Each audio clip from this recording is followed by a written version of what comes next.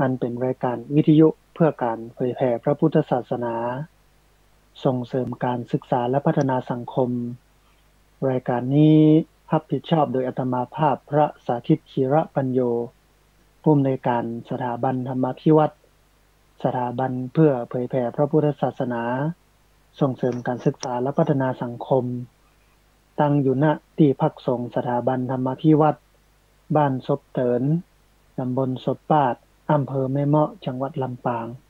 สาธุชนท่านผู้ฟังรายการนี้ออกอากาศอยู่หลายลักษณะลักษณะแรกเป็นรายการสดออกอากาศผ่านทางสถานีวิทยุในเครือข่ายสถานีวิทยุคลื่นสีขาวเพื่อชาวประชาหลายคลื่นหลายสถานีหลายจังหวัดมีการออกอากาศทุกวันอังคาร2 ช่วงเวลาคือตี 4จนถึงตี 5ช่วงหนึ่งแล้วก็ตี 5ไปจนถึง7 โมงช่วงหนึ่งลักษณะที่สองออกอากาศผ่านทาง Facebook Live ของวัดฝายหินและสถานีวิทยุของวัดฝายหินลักษณะที่สามเป็นเทปบันทึกเสียงเอาไปออกอากาศผ่านทางสถานีวิทยุเพื่อการศึกษาและพัฒนาอาชีพ Radio Network FM 99.50 เมกะเฮิรตซ์ของวิทยาลัยเทคโนโลยีและการจัดการกฟผแม่เมาะอย่างลักษณะหนึ่งแปลงไฟล์เสียงไปทำเป็นวิดีโอเอาไปออกทาง Facebook ของอาตมาภาพพระสาธิตธีระปัญโยเพจ Facebook ของสถาบันธรรมาภิวัตรและของ YouTube ของอาตมาภาพพระสาธิตธีระปัญโยซึ่ง3 ช่องทางหลังนี้ไม่ว่าจะเป็นFacebook ก็ดีเพจ Facebook ก็ดีรวมไปจนถึง YouTube ก็ดีท่านผู้ฟังสามารถไปติดตามรับฟังย้อนหลังรวมไปจนถึงคัดลอกลิงก์ก๊อปปี้ลิงก์ส่งแชร์ไปให้กับญาติธรรมสามารถได้ติดตามรับฟังกันได้แถมตัวสาธุชนท่านผู้ฟังช่วงนี้เป็นช่วงที่2ของรายการเวลามีไปจนถึง7 โมงไม่เจ้าเพราะว่าช่วงที่2นั้นใช้เวลาตั้งแต่ตี 5ไปจนถึง7 โมงไม่เจ้าวันนี้ในช่วงแรกนะมีความผิดพลาดทางด้านเทคนิคเนื่องด้วยอินเทอร์เน็ตสัญญาณมันล่มในช่วงแรกกับได้ได้เอ่ยกับท่านผู้ฟังทั้งหลายสักกรรมที่จริงกับเตรียมธรรมะไว้ชุดหนึ่งก็คือคาถาแก้จนคงจะต้องเอาไว้ในช่วงที่2ของรายการหรือเอาไว้ในครั้งต่อไปแต่ว่าในช่วงที่2ของรายการเนี่ยถ้ามันมีเวลาเหลืออยู่อาจจะเอามาเสริมเพิ่มเติมในช่วงท้ายของรายการท่านผู้ฟังวันนี้ได้ไปเจอบทความอ่านแล้วดูแล้วฟังแล้วก็คลับคล้ายคลับคาว่าเคยได้เรียนรู้ได้พอร์ตได้กอยที่ไหนมาสักทีหนึ่งแล้วก็หันว่ามันเป็นประโยชน์ก็เลยเอามาอู้เอ่ยให้ท่านผู้ฟังทั้งหลายได้ฟังกันในบทความนี้เนี่ยก็มีการอู้เอ่ยหลายอย่างโดยเฉพาะการถามตอบของพราหมณ์คนหนึ่งกับพระพุทธเจ้าเป็นการถามตอบปัญหาธรรมะซึ่งมีปริศนาธรรมซ่อนอยู่ในหั้นหลายครั้งหลายคราท่านผู้ฟังเท่าอ่านพระไตรปิฎกจะหันการสนทนาธรรมระหว่างพราหมณ์กับอันพระพุทธเจ้ามาทกปัญหากันมาอู้เอ่ยปัญหากันที่จริงในสมัยพุทธกาลเนี่ยจารีตฮิตฮอยของการเรียนธรรมะของคนในสมัยพุทธกาลโดยเฉพาะคนที่อยู่ต่างศาสนาเนี่ยเพิ่นจะเป็นอย่างนี้การมาปะพระการมาเจอทุกเจ้าพระสงฆ์ส่วนใหญ่กับมาเพื่อสนทนาธรรมมาเพื่ออู้เอ่ยธรรมะแต่ปัญหาก็คือว่าวันนี้ เราบอกค่อยมีเวลาได้เจอหรือว่าได้ปะกับทุกเจ้าพระสงฆ์เวลามาปะกันก็มีความสัมพันธ์ในเชิงของพิธีกรรมเช่นมาตานขันเข้ามาถวายสังฆทานนิมนต์เปิ่นไปสวดงานศพไปเจริญพระพุทธมนต์งานขึ้นบ้านใหม่งานแต่งงานสืบชะตาราศีในอย่างงู้นเนี่ยซึ่งการที่จะได้สนทนาธรรมกันการที่จะได้เรียนรู้ธรรมะกันมันก็เป็นเรื่องที่มีเวลาน้อยหรือว่าโอกาสน้อยเพราะว่าพิธีกรรมประเพณีมันก็บดบังเนื้อหาสาระของธรรมะไปเห็นบนให้เสียงเขาก็เลยอยู่กันโดยที่มีประเพณีวัฒนธรรมเป็นป ก็น้องว่าเป็นเครื่องเชื่อมประสานแล้วก็เป็นเครื่องบดบังพระธรรมคำสอนอาตมาภาพเป็นพระรูปหนึ่งที่บ่ค่อยไปกินนิมนต์เท่าใดแต่ถ้าจะไปต้องมีเงื่อนไขว่าคือต้องไปเทศน์ ถ้าไม่ได้ไปเทศน์เนี่ยมันไปอ่าต้องไปเทศน์เนี่ยก่อนถ้าไม่ได้ไปเทศน์เนี่ยบ่ไปเพราะว่าถ้าจะไปเฉพาะในการสวดเนี่ยเอารูปอื่นไปก็ได้ไม่จำเป็นต้องอาตมาภาพเพราะว่าเวลาในการปฏิบัติศาสนกิจของเรานั้นมันมีน้อยมากถ้าไปก็ต้องได้ไปเทศน์ไปบรรยายเป็นการไปฮึกกำกึดกับญาติโยมเหมือนที่อาตมาภาพบอกว่าปฏิสัมพันธ์ระหว่างตัวเจ้าพระสงฆ์กับญาติโยมก็คือการศึกษาธรรมะการปฏิบัติธรรมะแต่วันเดียวนี้มันไกลไปกว่านั้นมันเป็นเรื่องอื่นนักหนาจารีไปทีนี้เข้ามาสู่สิ่งที่จะเอามาอู้มาเอ่ยถ้าผู้ฟังทั้งหลายได้ฟังกันในวันนี้กันสักน้อยหนึ่งในบทความนั้นเปิ้นอู้เอ่ยกันถึงเรื่องการสนทนาธรรมกันระหว่างพระพุทธเจ้ากับพราหมณ์พระเจ้าได้ถามพราหมณ์แล้วก็พราหมณ์ก็ตอบเป็นข้อเป็นอย่างซึ่งแต่ละข้อแต่ละอย่างนั้นก็มีปริศนาธรรมซ่อนอยู่ในนั้นอย่างข้อแรกท่านผู้ฟังพระพุทธเจ้าถามพราหมณ์ว่าอันยังคมที่สุดอันยังที่มันคมที่สุดถ้าเขากึดถึงคมเนี่ยเนาะท่านผู้ฟังเนาะเขาก็กึดถึงอันยังที่มันเป็นของมีคมอ่ะเหมือนกับพราหมณ์ที่ตอบพระพุทธเจ้าบอกว่ามีดที่ฝนดีแล้วคมที่สุดนะโดยเฉพาะมีดลาบจีนเนี่ยนะ เนี่ยมีดที่คมที่มีดที่ฝนดีแล้วเนี่ยคมที่สุดพราหมณ์ตอบคำถามพระพุทธเจ้าพระพุทธเจ้าเมื่อฟังนางอั้นท่านผู้ฟังพระองค์ก็ตรัสตอบว่ากำอู้ที่ใส่ร้ายคนอื่นทำร้ายหัวใจคนอื่นเนี่ยมันคมที่สุดท่านผู้ฟังพระพุทธเจ้าเปรียบเทียบกำอู้เหมือนกับมีด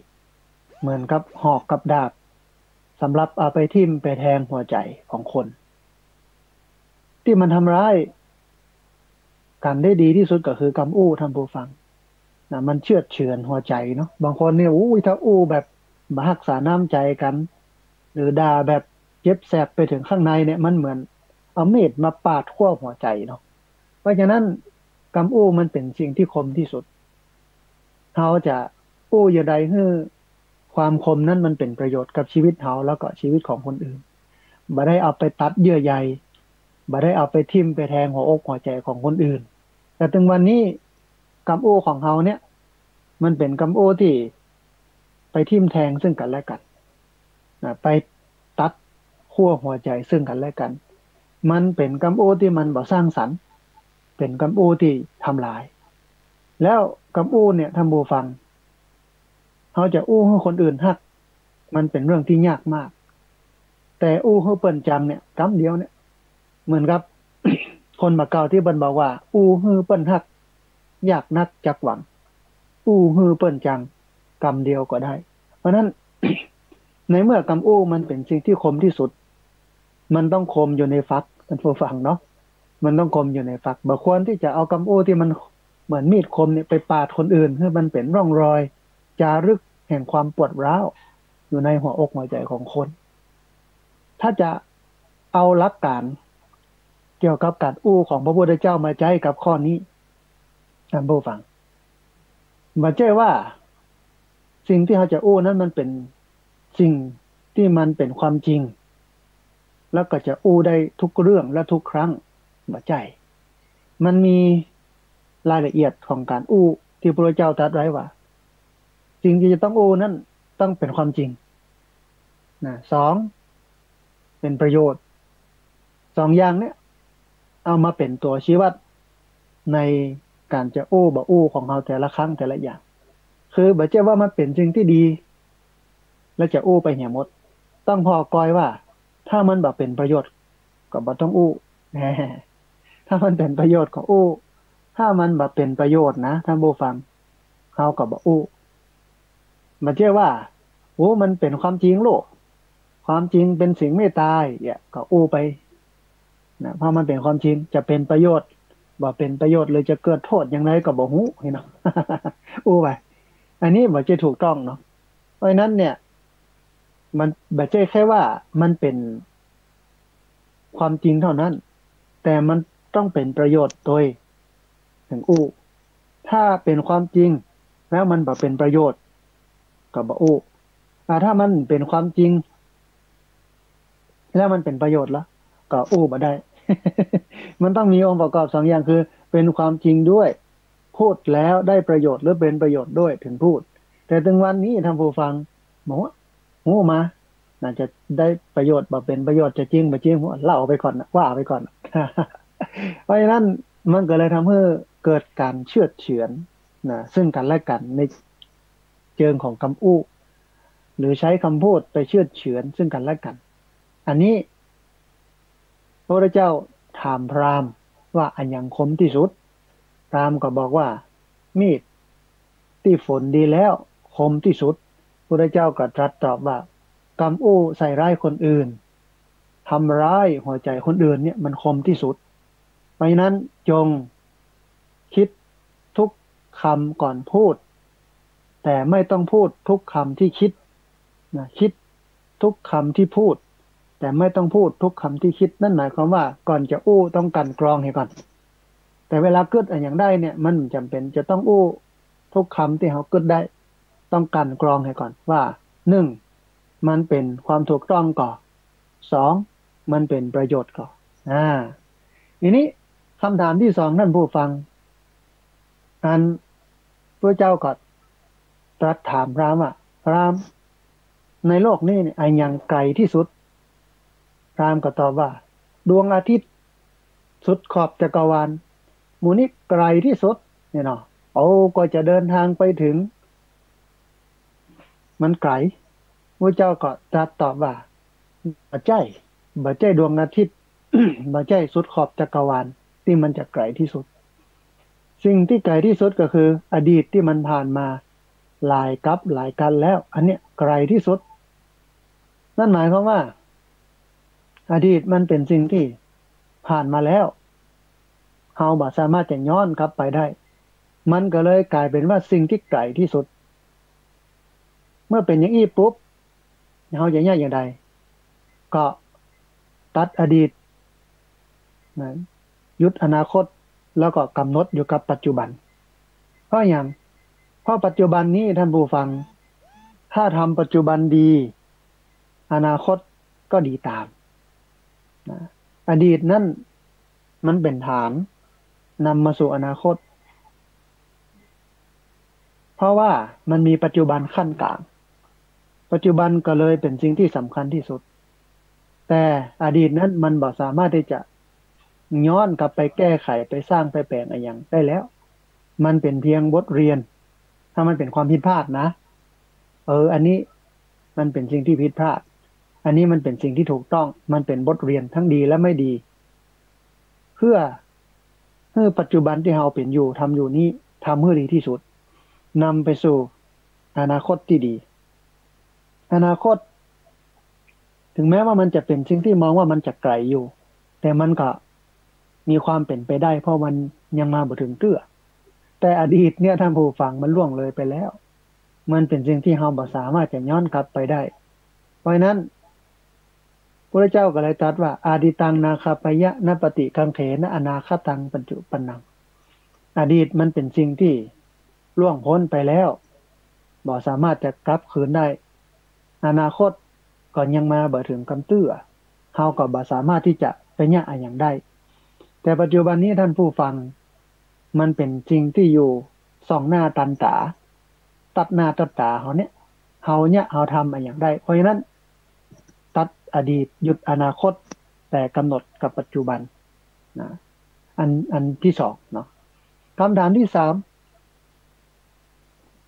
พระเจ้าก็ถามพราหมณ์ว่าพราหมณ์ในโลกนี้อันอย่างที่ใหญ่ที่สุดอันอย่างที่ใหญ่ที่สุดพราหมณ์ก็ตอบว่าก็ดอยกะดอยนี่ใหญ่ที่สุดถ้ามาอันก็โลกโลกนี่ใหญ่ที่สุดมหาสมุทรนะมันกว้างมันใหญ่ทะเลมหาสมุทรมันกว้างมันใหญ่ที่สุดหมู่เนี้ยเป็นของที่ใหญ่ที่สุดในโลกนี้ ภูเขาหรือว่าดอยโลกกลมๆของเฮามหาสมุทรพระพุทธเจ้าก็ตอบว่าบ่ใช่สิ่งที่ใหญ่ที่สุดบนโลกนี้บ่ใช่ดอยบ่ใช่ภูเขาบ่ใช่โลกบ่ใช่มหาสมุทรสิ่งที่ใหญ่ที่สุดในโลกนี้ก็คือตัณหาความอยากมันใหญ่มันใหญ่เพราะมันมีที่สิ้นสุดมันก่อให้เกิดภพเกิดชาติที่ใหญ่ต่อไปแต่ท่านผู้ฟังตัณหาคือความอยากตัณหาแปลว่าความอยาก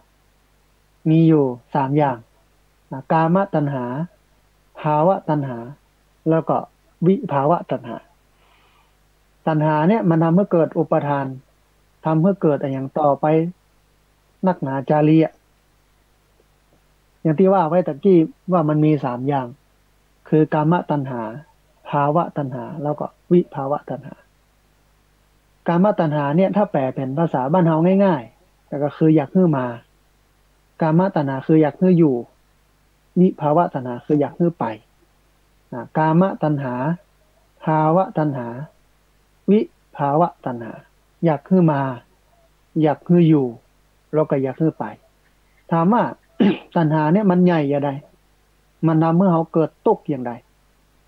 ก็คือถ้าอยากให้มาแล้วมันมาเนี่ยก็มันตุกข์มันบูฟังอยากได้แล้วมันได้เนี่ยมันบรรทุกข์แต่ปัญหาก็คืออยากได้อยากให้มีให้มามันบ่มีมันบ่มามันบ่ได้นะช่วงนี้เป็นช่วงเลือกตั้งสมาชิกสภาองค์การบริหารส่วนจังหวัดหรือว่าสจเนี่ยอยากให้มาอยากให้มีอยากให้ได้ถ้ามันบ่มามันบ่มีมันบ่ได้กับตุกข์สำหรับหลายคนที่ผิดหวังตั้งนี่นะเนี่ยนี่คืออยากให้ได้มันบ่ได้เนี่ยตุกข์อยากให้มาแต่ไม่มากามตัณหาก็เป็นทุกข์ทีนี้อยากให้มามันมาแล้วอยากให้ได้ก็ได้แล้วแต่ว่าเราก็อยากจะให้สิ่งที่เราได้มาสิ่งที่มันมีอยู่เนี่ยมันอยู่กับเราไปเมินๆแต่มันอยู่กับเราไปเมินอ่ะมันกระตุกอยากให้อยู่ก็บ่อยู่นี่เนาะกระตุกเอาละท่านผู้ฟังนี้อยากให้มาก็มาแล้วอยากให้อยู่ก็อยู่แล้วเมินไปมันรู้มันแหล้ว ถ้าภาษาคนสมัยใหม่เพิ่นฮ้องว่าหมดโปรโมชั่นบ่อยากให้ได้ละแต่มันบ่หนีหายไปจากเฮามันก็อยู่ด้วยเฮาเนี่ยแต่เฮาบ่อยากให้ได้อ่ะอยากให้ไปอ่ะแต่ไม่ไปก็เป็นทุกข์ตัณหาคือความอยากนี้นั้นมันเป็นสิ่งที่เฮาบ่ฮู้จักปอท่านผู้ฟังเหมือนทะเลที่มันบ่อิ่มด้วยน้ำแม่น้ำปิงแม่น้ำวังแม่น้ำยมแม่น้ำน่านไหลไปจ้อมกันที่ปากน้ำโพแม่น้ำเจ้าพระยาซดลงทะเลตึงวันวันหนึ่งบ่ฮู้จักต่อใดแต่มันบ่เคยเต็มบ่เคยล้นสักเตื้อทะเลอ่ะไม่รู้จักอิ่มไม่รู้จักเต็มไฟเขาก่อกองไฟขึ้นมาเอาอันขี้เหอะเข้าใส่เอาไม้เข้าใส่เอากระดาษเข้าใส่เอาใบไม้เข้าใส่เอาอย่างที่มันเป็นเชื้อเพลิงของไฟที่มันลุกติดหรือว่าไหม้ได้เข้าใส่มันก็บ่เคยปอมันก็บ่ใช่บอกว่าเอาละปอแล้วผมต้องใส่ละขี้ค้านเผาละขี้ค้านไหม้ละอีเนาะ ใส่เท่าใดก็ดึงปอตัณหาคือความอยากของคนเนี่ยเท่าใดก็ดึงปอเท่าใดปึงถึงมือปออย่างที่เปิ้นว่านะกะหากเราได้ทุกอย่างดังที่คิดสิ้นชีวิตจะเอาของกองไว้ไหนจะได้บ้างเสียบ้างช่างประไรกรรมของใครก็ของมันเท่านั้นเองท่านผู้ฟังเพราะฉะนั้นสิ่งที่มันใหญ่ที่สุดบนโลกนี้ก็คือตัณหาก็ย้อนตัณหาเนี่ยมันยังให้ยุ่งอ่ะมันยังให้วุ่นวายมันยังให้เรื่องเล็กเป็นเรื่องใหญ่เรื่องใหญ่ซับใหญ่บ่เริ่มเทิมเนี่ย ย้อนตัณหาเนี่ยนะความอยากเนี่ยอยากได้อยากมีอยากเป็นที่มันโลกกันวุ่นวายที่มันเป็นปัญหากันที่มันเดือดร้อนห้อนใจกันทั้งวันเนี่ยค่ะนี่คือตัณหาความอยากเนี่ยมันใหญ่ท่านผู้ฟังสิ่งที่ใหญ่ที่สุดคือตัณหาแต่มันเรื่องท่านผู้ฟังพระเจ้าตรัสถามว่าพรามบนโลกนี้อันอย่างที่มันหนักที่สุดอันอย่างที่มันหนักที่สุดพรามก็บอกว่าหินเหล็กแห่ดิน น้ำไอ้หมูเนี้ยหินเหล็กแห่ดินน้ำหมูเนี้ยเป็นสิ่งที่หนักที่สุดพระพุทธเจ้าข้าเนาะพระพุทธเจ้าก็ตรัสตอบว่าบ่ใจพราหมณ์สิ่งที่หนักที่สุดบนโลกนี้บ่ใจหินบ่ใจเหล็กบ่ใจแห่บ่ใจดินบ่ใจน้ำแต่มันคือคำมั่นสัญญาคำมั่นสัญญากรรมสัญญาเนี่ยมันเป็นสิ่งที่หนักที่สุดคืออู้ง่ายแต่ยากเพราะฉะนั้นด้วยเหตุนี้กรรมสัญญามันก็เลยเป็นสิ่งที่หนักที่สุดมันตั้งแต่ท่านผู้ฟังคนไหนที่มันบ่มีสัจจะมันไม่ทำตามคำสัญญานี่เนาะก็จะเป็นคนที่บ่นักบ่แน่นบ่มีน้ำหนักเป็นคนเบาใครก็บ่เชื่อบ่ถือบ่นับใครก็บ่เอาโดยแต่ถ้าคนไหนที่เป็นคนมีสัจจะยึดถือกับมั่นสัญญาโอ้จะเป็นคนนักแน่นเป็นคนที่ใครก็เชื่อก็ฟังใครก็เคารพนับถือมีบารมีธรรมเพราะฉะนั้นคำมั่นสัญญาเนี่ยมันเป็นสิ่งที่หนักที่สุดแล้วบางคนเมื่อหับปากไปแล้วเปิ้นเป็นคนที่มีความรับผิดชอบโลกจะเนี่ยจะทำหลังจากที่หับปากแล้วปุ๊บต้องทำอาตมาภาพเป็นรูปหนึ่งที่ให้ความสำคัญกับเรื่องนี้มันยอมรับว่ามันนักแต่คือถ้าอันไหนเขาพอเขากอยแล้วเขาบ่สามารถที่จะทำได้มันเป็นไปไม่ได้หรือเหนือวิสัยที่จะทำก็บ่หับปากบ่ฮื้อคำมั่นสัญญาแต่ถ้าหากว่าพอกอยแล้วว่ามันเนี่ยได้มันเป็นไปได้แล้วเขามีกำลังพอที่จะทำได้ก็หับปากแต่ทีนี้เมื่อหับปากไปแล้วท่านผู้ฟังจะเป็นสิ่งที่ให้ความสำคัญเป็นอย่างมากคือต้องทำให้ได้ถ้าหับปากแล้วทำบ่ได้นี่จะบ่หับปากการคบกันท่านผู้ฟังบ่ว่าจะอยู่ในสถานภาพไหนบ่ว่าจะเป็นเพื่อนเป็นฝูงบ่ว่าจะเป็นคู่ชีวิตพี่น้องคนร่วมงานอย่างไรก็ตามสิ่งที่สำคัญที่สุดก็คือความจริงใจการคบกันเนี่ยความจริงใจมันสำคัญที่สุดถ้าคบกันแล้วบ่จริงใจต่อกันเนี่ยมันก็บ่มีน้ำหนักมันก็บ่มีความสำคัญอะไรอย่างสักอย่างหลายคนแบกคำมั่นสัญญาสัญญาอย่างไว้กับแบกไว้มันก็เลยเป็นเรื่องที่หนักพอสมควร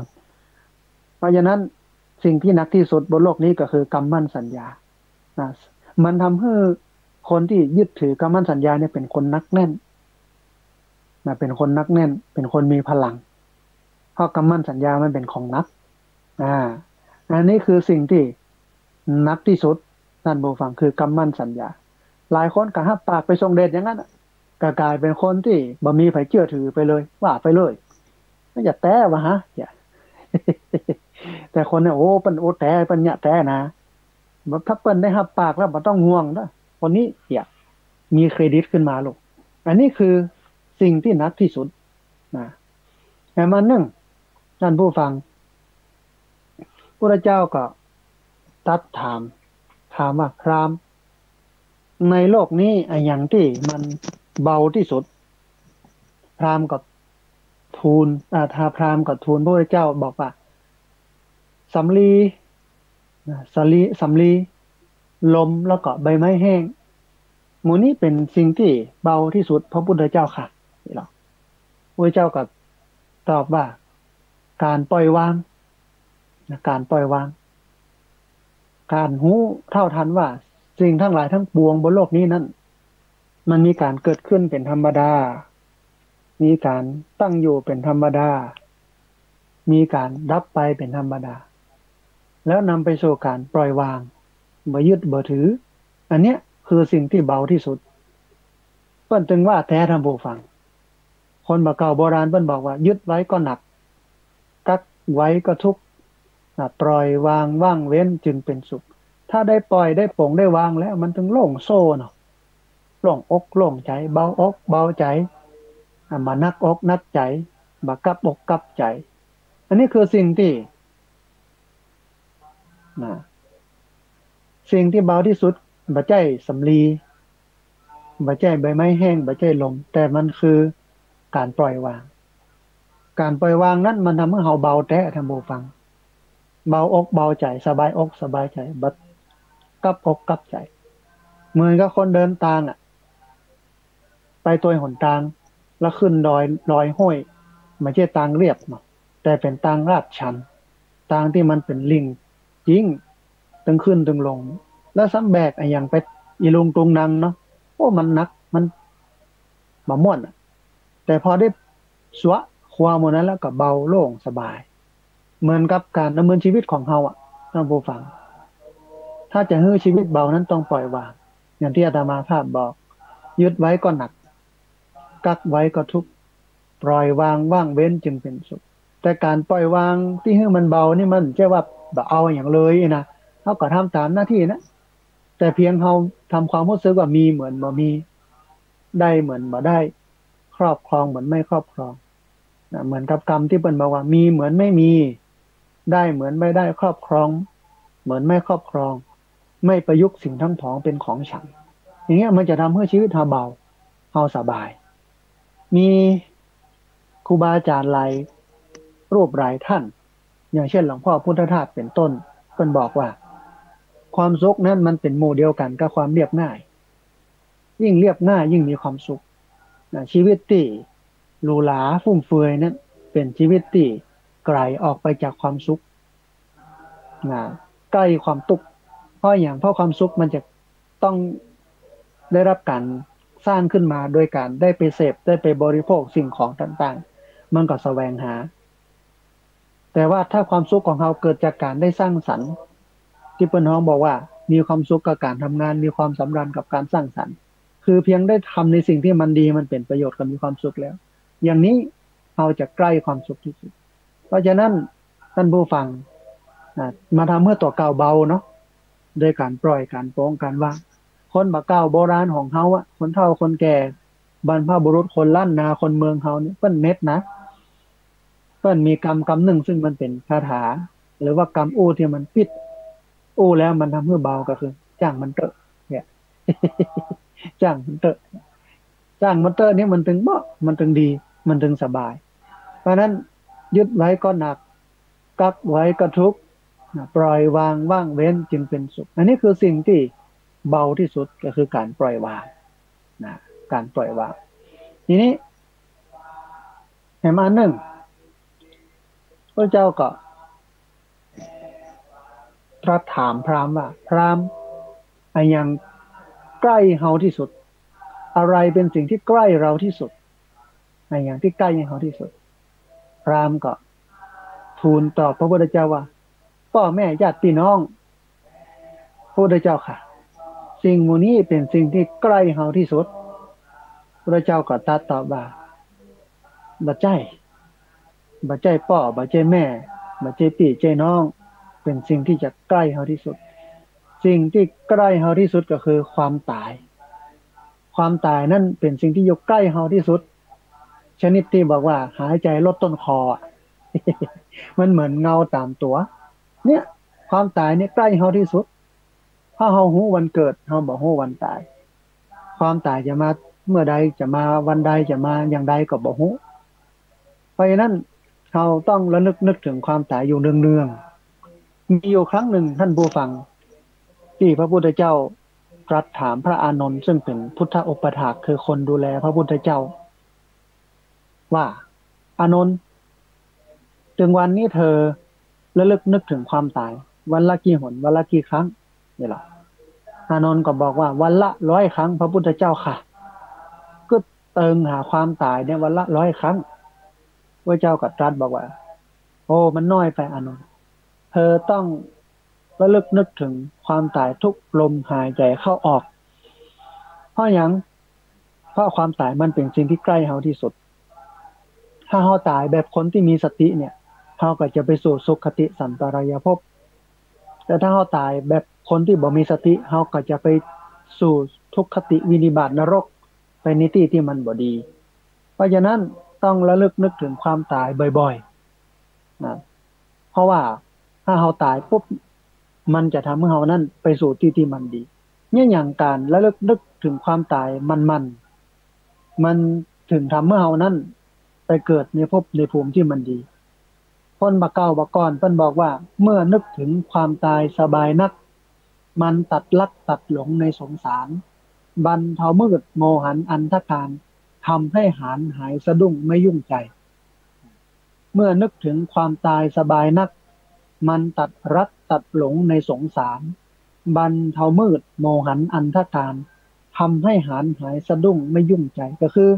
เวลาเราระลึกนึกถึงความตายภาษาบาลีเพิ่นใช้คำว่ามรณานุสติเนี่ยมันทำให้เราเป็นคนที่บ่โลภโมโทสัน มันทำให้เราเป็นคนหู้เนื้อหู้ตัวหู้คิงเป็นคนแบบประมาทเป็นคนตื่นตัวอยู่กับศีลกินกับธรรมหลายคนมาสนใจยังกับความตายความเป็นยังฟังกรรมธรรมกินน้ำพริกดำกับข้าวฟังกรรมขี้เหล้ากินลาบกับข้าวถึงวันเป็นว่าอย่างนั้นตายไปกระตกไปสู่ทุกขติวินิบาตนรกซึ่งเป็นที่น่าอินดูเพราะนั้นสิ่งที่ใกล้เราที่สุดก็คือความตายทีนี้เมื่อความตายเป็นสิ่งที่ใกล้เราที่สุดแล้วเท่ากับคนแบบประมาทมัวเมาในการใช้ชีวิตคือชีวิตที่มันมีอยู่ที่มันเหลืออยู่นั่นเป็นประโยชน์ต่อทั้งตนเองและก็ต่อทั้งผู้อื่นถ้าเข้าใจจะทำเห็นว่าความตายมันเป็นสิ่งที่ใกล้ตัวเราทีนี้แถมอันหนึ่งนั่นผู้ฟังพระเจ้าก็ตรัสถามพาว่าพราหมณ์ในโลกนี้อันอย่างเป็นสิ่งที่ง่ายที่สุดอะไรเป็นสิ่งที่ง่ายที่สุดพราหมณ์ก็ทูลตอบพระพุทธเจ้าว่าการกินการนอนการอู้การหายใจหมู่นี้เป็นสิ่งที่ง่ายที่สุดพระพุทธเจ้าค่ะกินนอนอู้หายใจง่ายมากนี่เนาะพระพุทธเจ้าก็ตรัสตอบพราหมณ์ว่าบ่ใช่การกินการนอนการหายใจการอู้มันบ่ใช่เป็นสิ่งที่ง่ายที่สุดแต่สิ่งที่ง่ายที่สุดคือการอู้ธรรมะการแบ่งปันสิ่งที่มันเป็นประโยชน์ให้กับคนอื่นอันนี้มันเป็นสิ่งที่ง่ายที่สุดทีนี้ท่านผู้ฟังมาอยู่ตรงนี้เนี่ยอาตมาภาพกึดกอยถึงตัวเก่ามันถึงง่ายแต่อย่างท่านผู้ฟังวันนี้เนี่ยเอาสิ่งเหล่านี้ไปบอกต่อคนอื่นมันก็เป็นเรื่องง่ายมันง่ายสำหรับเรานะแต่มันยากสำหรับคนอื่น เอาไปบอกเพื่อนก็อย่าบอกว่าอย่ามาบอกข้าอย่างสูยังผมยากคนเดียวอย่างเขาชวนเพื่อนไปวัดเนี่ยสูไปวัดไปวาบ่สูไปขินไปตานบ่ที่หั่นที่นี่เพื่อนก็อย่าบอกว่าสูยังไปคนเดียวมาบอกข้าอย่างแต่มันก็เป็นเรื่องที่ง่ายจริงแล้วก็ยุคนี้มันก็ง่ายคือเพื่อนจะฟังบ่ฟังเพื่อนจะเอาบ่เอามันก็เรื่องของเพื่อนแต่หน้าที่เฮาก็คือพุทธเจ้าตรัสว่าการเผยแผ่พระพุทธศาสนาหรือการเกื้อกูลคนเนี่ยมันต้องเนี่ยเหมือนกับการปลูกต้นไม้หน้าที่ของเราก็คือรดน้ำใส่ปุ๋ยพรวนดินส่วนเรื่องการออกดอกออกผลออกเร็วออกจ้าออกใหญ่ออกน้อยออกนักออกบันทักนี้มันเป็นเรื่องของต้นไม้ดูไม่ใช่เรื่องของเราเพราะนั้นเราก็มีหน้าที่รดน้ำใส่ปุ๋ยพรวนดินนั่นหมายความว่าเราก็มีหน้าที่เราก็มีหน้าที่บอกเราก็มีหน้าที่สอนจะปฏิบัติบ่ปฏิบัติเนี่ยก็เป็นเรื่องของเปิ้นเหมือนที่พระเจ้าตรัสบอกว่าอัคคาตาโลตถาคตา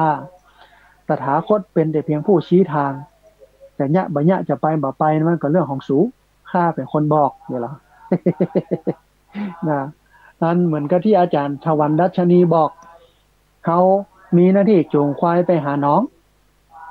เมื่อไปถึงน้องแล้วควายมันจะกินน้ำบ่กินน้ำมันก็เป็นเรื่องของควายมันไม่ใช่เรื่องของเขานี่หรออาจารย์ทวันดัชนีเป็นว่าอย่างนั้นเพราะฉะนั้นท่านผู้ฟังก็ช่วยกันเนาะอย่างวันนี้เนี่ยถ้าใครใช้Facebook อยู่ใช้โซเชียลมีเดียอยู่กับแชร์นะแต่ว่าก่อนแชร์ต้องเข้าไปหน้าเพจของสถาบันธรรมาภิวัตรเข้าไปหน้า Facebook ของอาตมาภาพพระสาธิตธิระปัญโยก่อนเสร็จแล้วก็คัดลอกนะอันธรรมบรรยายนี้แชร์ไปส่งไปให้กับญาติพี่น้องกับญาติธรรมทั้งหลายมันดีกว่านะดีกว่าสวัสดีวันจันทร์สวัสดีวันพุธสวัสดีวันอังคารนะท่านผู้ฟัง แต่สวัสดีวันจันทร์ถึงศุกร์เนี่ยมันก็ดีแต่มันได้ประโยชน์น้อยแต่อันเนี้ยได้ประโยชน์นักโลกอันนี้เป็นสิ่งที่ง่ายที่สุดแต่กลับกลายเป็นว่าเฮาบ่ค่อยทำแม้แต่สื่อกระแสหลักซึ่งเฮาหวังบ่ได้เลยสิ่งเหล่านี้แทบจะบ่ได้ถูกนำเสนอก็คือข่าวพระดีๆเนี่ยมันบ่ค่อยถูกนำเสนอสิ่งที่มันเป็นประโยชน์มันบ่ค่อยถูกนำเสนอเพราะว่าคนมันบ่หุมมันก็เป็นธรรมชาตินะ มันก็เป็นเรื่องธรรมดาเหมือนที่พระพุทธเจ้าได้ตรัสไว้ว่าจิตของมนุษย์นั้นมันมีธรรมชาติเหมือนน้ำก็คือมันไหลลงสู่ที่ต่ำก็คือจิตใจมันชอบความของบดีอืม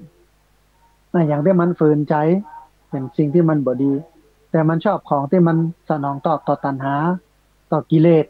มันเป็นสิ่งที่ดีแต่ว่าเขาก็ทำหน้าที่ของเขาเนาะถ้าผู้ฟังเนาะถ้าเขาบอกสามารถที่จะอย่างได้บักเข้าใจอย่างนักฟังแล้วก็บ่ค่อยแตกค่อยฉานบ่ค่อยสื่อสารดีหรืออาจจะเข้าใจเข้าใจแต่ว่า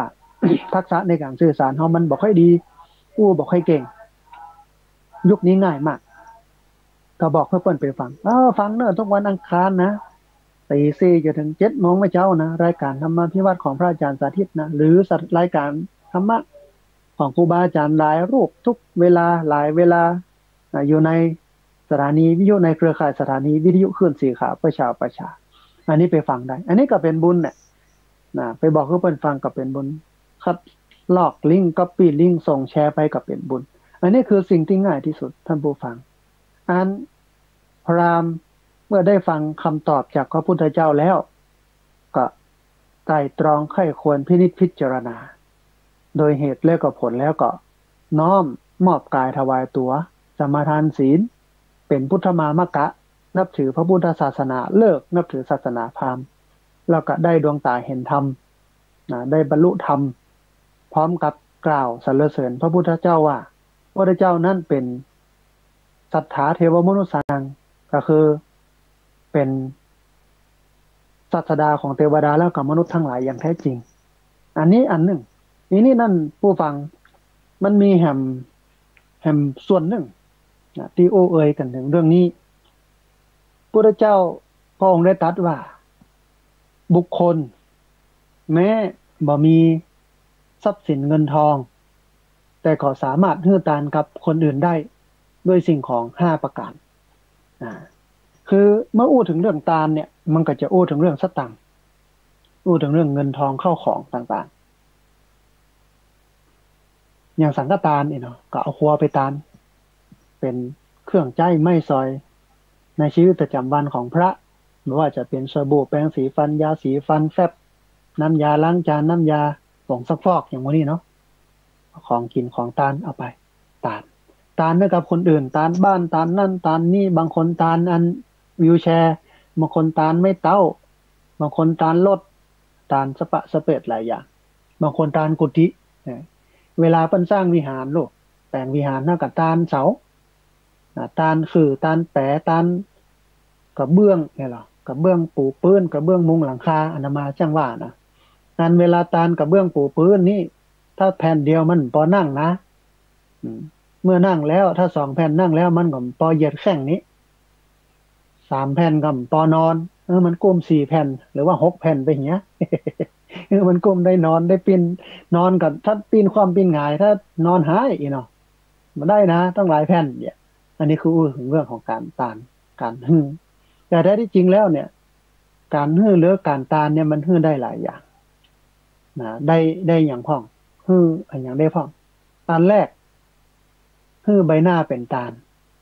อย่างใดฮื้อใบหน้าเป็นตาลก็คือสามารถฮื้อรอยยิ้มฮื้อความสดใสแก่คนอื่นปะกันบ่ใช่เนี่ยหน้าจด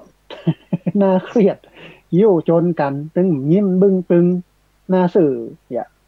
ปะกันยิ้มใส่กันนี่คือฮื้อใบหน้าเป็นตาลปะใส่กันกับยิ้ม ฮื้อใบหน้าเป็นตาลอันแต่ก่อนเนี่ยประเทศเฮาเนี่ยได้รับสมญานามจากคนทั้งโลกว่าสยามเมืองยิ้มแสดงว่าเป็นคนที่มีน้ำใจไมตรียิ้มแย้มแจ่มใสแต่บัดเดี๋ยวนี้มันก็ยิ้มเหมือนกันนะยิ้มแบบสะแยะยิ้มบ่ค่อยเต็มหน้าเพราะว่ากระเป๋ามันแห้งเศรษฐกิจมันบ่ดีมีการหนี้การสินครัวกับแพง นี่คือแต่ว่าเขาสามารถฮื้อได้คือฮื้อใบหน้าเป็นตาลการยิ้มเนี่ยมันกับเอาวิกฤตมาเป็นโอกาสเอาความผิดพลาดมาเป็นการแก้ไขรถจนกันต้มลงรถมาถึง2 ฝั่งถึงคนถูกจนถึงคนจนก็ยิ้มเข้าหากันเนี่ยก้อนเดียวมันกับปัญหามันก็ลดลงลูกแต่ทีนี้มาจนกันโป้งเนี่ยหน้าจดกันหน้าเครียดไปเครียดมากับจดมาคุยกันลดลุแถมมาปอมาเคี่ยวล่มแถมมาปากแตกแถม ราะโดนบักกุยเนี่ยท่านผู้ฟังเพราะนั้นใบหน้าเป็นตาลยิ้มนะรื่นเริงบันเทิงใจเป็นกำไรของชีวิตวันไหนที่หงุดหงิดเป็นชีวิตที่ขาดทุนอันที่สองคือวาจาเป็นตาลวาจาเป็นตาลนี่อย่างไรก็กำลังใจชื่นชมกันปลอบประโลมกันนักขึ้นมันก็เป็นการกำเป็นตาลในสิ่งที่มันเป็นประโยชน์กำลังอกกำลังใจกันปลอบใจกันอาตมาภาพนี้ทำประจำกำนี่ไม่ได้แค่ในที่เป็นออกกำออกจากปากเป็นกำออกมาเป็นตัวหนังสือก็มีถ้าไผ่โดยเฟซอาตมาภาพเนี่ยจะหันนั้นมันจะมีสองอย่างนะที่โพสต์ลงอันแรกก็คือธรรมะ ที่มันเป็นกรอนกำลังอกกำลังใจกันเป็นคติธรรมกำสั้นๆกำง่ายๆคนได้กึดอย่างหน้าปกเฟซเนี่ยก็บอกเหนื่อยก็พักหนักก็เบาจะเอาอะไรกับชีวิตหยุดนิ่งและนั่งคิดมีชีวิตก็มีความหวังเนี่ยหลายคนเปิ้นมาอ่านนะเปิ้นท้อแท้จิตท้อแท้ใจบ่ม่วนอกบ่ม่วนใจอ่านแล้วพอแล้วเปิ้นก็มีกำลังใจขึ้นมาหลายวันก่อน ก็โพสต์บอกว่าไม่สำคัญหรอกที่ว่าคุณจะคิดไว้มากแค่ไหนแต่มันสำคัญอยู่ที่ว่าคุณได้ทำมันบ้างหรือไม่เท่านั้นนะไม่สำคัญหรอกที่ว่าคุณจะคิดไว้มากแค่ไหนแต่มันสำคัญอยู่ที่ว่าคุณได้ทำมันมากคุณได้ทำมันบ้างหรือไม่เท่านั้นหลายวันก่อนก็โพสต์บอกว่า อันนี้เป็นการให้กำลังใจเนาะแต่ละอย่างแต่ละวันนี่นะคนก็ฟังแล้วก็ได้กำลังใจสุกอกสุกใจหลายวันก่อนก็บอกว่าการเป็นธรรมะที่ให้กำลังใจเนาะกับญาติโยมที่เข้ามาพอมากอยในหน้าเฟซถ้าพอแล้วปุ๊บก็มีกำลังใจวันก่อนก็บอกว่าผู้อ่อนแอย่อมรับใช้ผู้ที่มีกำลังผู้ที่มีกำลังย่อมรับใช้ผู้ที่มีปัญญาผู้มีปัญญารับใช้ผู้ที่อ่อนน้อมถ่อมตนรวงข้าวที่สมบูรณ์ย่อมโน้มลงต่ำฉันใดคนที่สมบูรณ์ย่อมอ่อนน้อมถ่อมตนฉันนั้นอ่อนโยนแต่ไม่อ่อนแอแข็งแกร่งแต่ไม่แข็งกระด้างนี่คือหนทางแห่งความรุ่งเรืองเนี่ยหลายคนเปิ้นฟังเปิ้นได้ข้อคิดเปิ้นได้กำลังใจนี่ก็คือกำอู้กำอู้เพราะนั้นท่านผู้ฟังเฮาได้กำอู้ของเฮาเนี่ยมันจะเอามาเป็นหอกเป็นแตงคนอื่นหรือว่าจะเอาเป็นยาเพื่อคนอื่นกินแล้วมันชื่นใจเป็นน้ำเย็นหรอกกินแล้วมันชื่นใจมันอยู่ที่เฮาโลกกำอู้นี่นะอันนี้คือกำอู้เป็นตาลนอกจากกำอู้เป็นตาลแล้ว คืออู้ดีแล้วเนี่ยอู้ม่วนอู้หวานแล้วเนี่ยกำอู้นั้นจะต้องเป็นประโยชน์เป็นวิทยาทานเป็นความรู้เป็นองค์ความรู้อู้ออกมาแล้วฟังแล้วเป็นประโยชน์กับชีวิตอย่างที่อาตมาภาพได้อู้เนี่ยแล้วก็ครูบาอาจารย์พระสงฆ์องค์สังฆเจ้าได้อู้กันไปได้เทศกันไปมันเป็นประโยชน์แต่ในวันนี้เฮาปะกันสามแยกท่านผู้ฟัง ปะกันสามแยกนะนั่งอู้กันบึดเอาเรื่องคนนั้นมาเล่าบึดเอาเรื่องคนนี้มาเล่าบึดเนี่ยนั้นบึดปู่นั้นบึดไอ้น้องนั้นบึดอีน้องนี้จะเอาปู่นั้นเหรอนั่นเอาสาวซ้อนไปปุ่นหลับล่างกิ๊กมันเลยละก้าได้ข่าวว่ามันมีกิ๊กนะ ว่าเล่าไปเล่ามาซดไปแผ่ทุเจ้าในวัดอันนี้ บาดจะได้วาจาเป็นตาลวาจาแทนที่จะเป็นประโยชน์ก็กลายเป็นโทษเพราะฉะนั้นให้วาจาเป็นทานก็คือ1อู้ม่วนจะหวานอู้ดีปากเนี้ยถ้าบูฟังมันจะได้ดีบ่ได้ดีก็ย้อนปากเนี่ย ถ้าอู้ดีก็ได้ดีถ้าอู้บ่ดีก็ได้บ่ดีนอกจากอู้ดีก็คืออู้ม่วนจะหวานแล้วต้องอู้เป็นประโยชน์อันนี้วาจาเป็นทานแต่มันนึ่งที่จะตานได้ก็คือจิตใจเป็นตานจิตใจเป็นตานก็คือเขาเป็นคนที่มีจิตใจดีงาม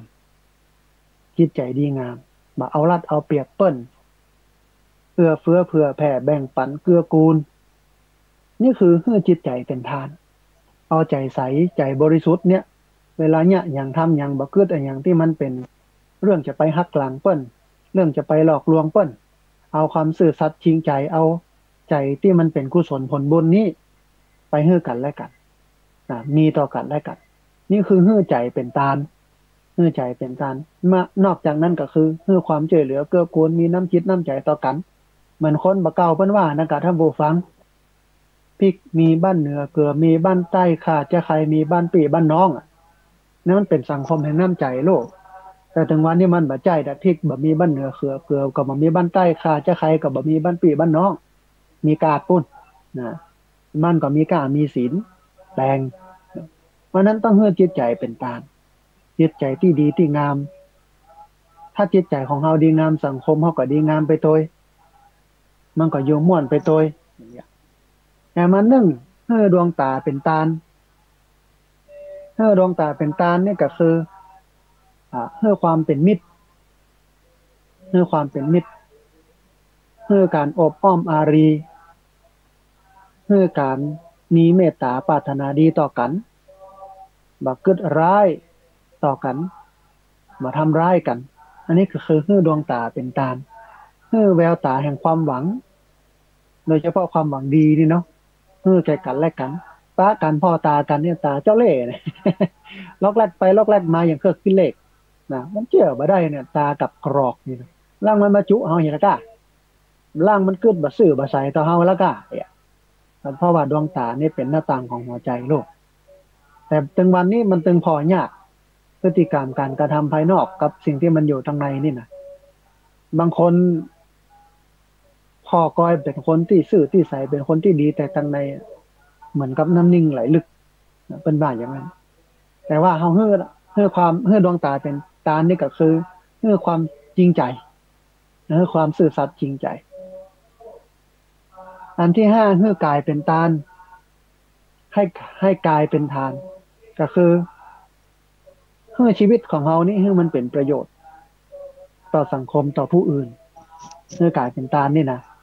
รวมไปจนถึงเฮือกายเป็นตาลนั่นถ้าจะมองให้มันยาวให้มันไกลไปแฮมกับบริจาคร่างกายเป็นอาจารย์ใหญ่หรอกเวลาเขาตายไปแล้วเพิ่นก็เอาไปที่ห้องยาเสร็จแล้วก็ให้นักศึกษาแพทย์มาพอมากอยมาศึกษาเรียนรู้เพื่อเอาไปรักษาคนอื่นตายแล้วก็ยังเป็นประโยชน์อยู่นะท่านผู้ฟังตายแล้วก็ยังเป็นประโยชน์อยู่หลายคนกังวลนะว่าถ้าบริจาคดวงตาเป็นตาลถ้าบริจาคท่านบริจาคนี่ตายไปเกิดชาติหน้ามันจะบ่มีสิ่งโมนี้อันนั้นมันก็เชื่อความเชื่อที่มันผิดแต่เป็นมหากุศลด้วยซ้ำในการบริจาคร่างกายอาตมาภาพบริจาคตั้งแต่อายุ20 ปีแล้วนะบริจาคตั้งแต่อายุ20 ปีแล้วก็มองว่าถ้าตายไปก็เผาขว้างบ่ได้มันเป็นประโยชน์แต่ถ้าเอาไปให้คนอื่นเพิ่นศึกษาโดยเฉพาะนักศึกษาแพทย์เพิ่นมาเรียนมาพอมากอยอันนั้นเป็นนั่นอันนี้เป็นนี้รักษาอย่างนี้ต้องยาอย่างนั้นเนี่ยเพิ่นเอาไปรักษาคนอื่นขนาดร่างกายอันผุพังเน่าเปื่อยของเฮาก็ยังเป็นประโยชน์เนี่ยมันก็ถือว่าสุดยอดแล้วท่านผู้ฟังทีนี้คือกายเป็นตาเนี่ยอันหนึ่งก็คืออย่างเฮาไปวัดไปวายอย่างเพิ่นมีกฐินผ้าป่ามีงานฉลองงานสมโภชโน่นนี่นั่นเฮามีสตังค์กับเปิ้นนี่เนาะก็ไปกวาดไปเพี้ยวไปล้างห้องน้ำมันมีหั่นคนนึงที่อยุธยาพุ่นน่ะบางปะอินท่านผู้ฟังมันบ่ค่อยมีฐานะต่อใดสตังค์ก็บ่ค่อยมีแต่อยากทำบุญเพิ่นทำโดยการมาเก็บขี้เหอะในวัดมากวาดขี้เหอะมาล้างห้องน้ำเลิกงานมาก็มาทำเอาที่ว่างว่าไอ้นะมีเวลาไหนก็มาอันนี้ก็คือกายเป็นตาลเหมือนกันนี่คือกายเป็นตาลเหมือนกันทีนี้ท่านผู้ฟังในท้ายของบทความเพิ่นมีบทสรุปแล้วก็เป็นบทสรุปที่น่าฟังจากที่ได้อู้มาทั้งหมด2ส่วนมีบทสรุปที่เพิ่นสรุปบอกว่าชีวิตที่มันเรียบง่าย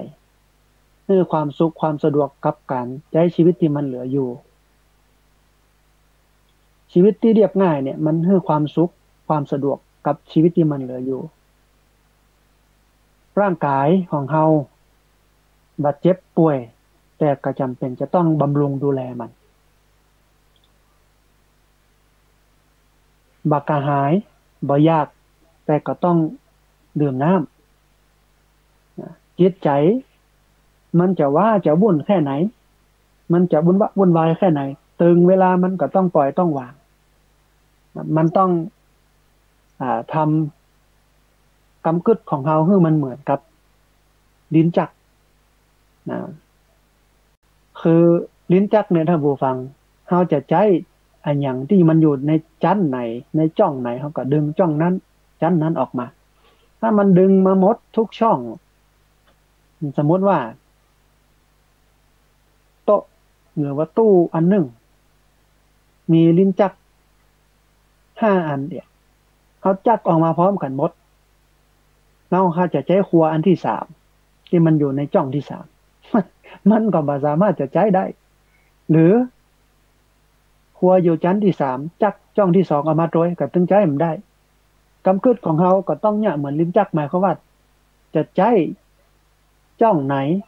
ก็ดึงจ้องนั้นออกมาจ้องอื่นปิดไว้ก่อนกำกึดของเขาเหมือนกัน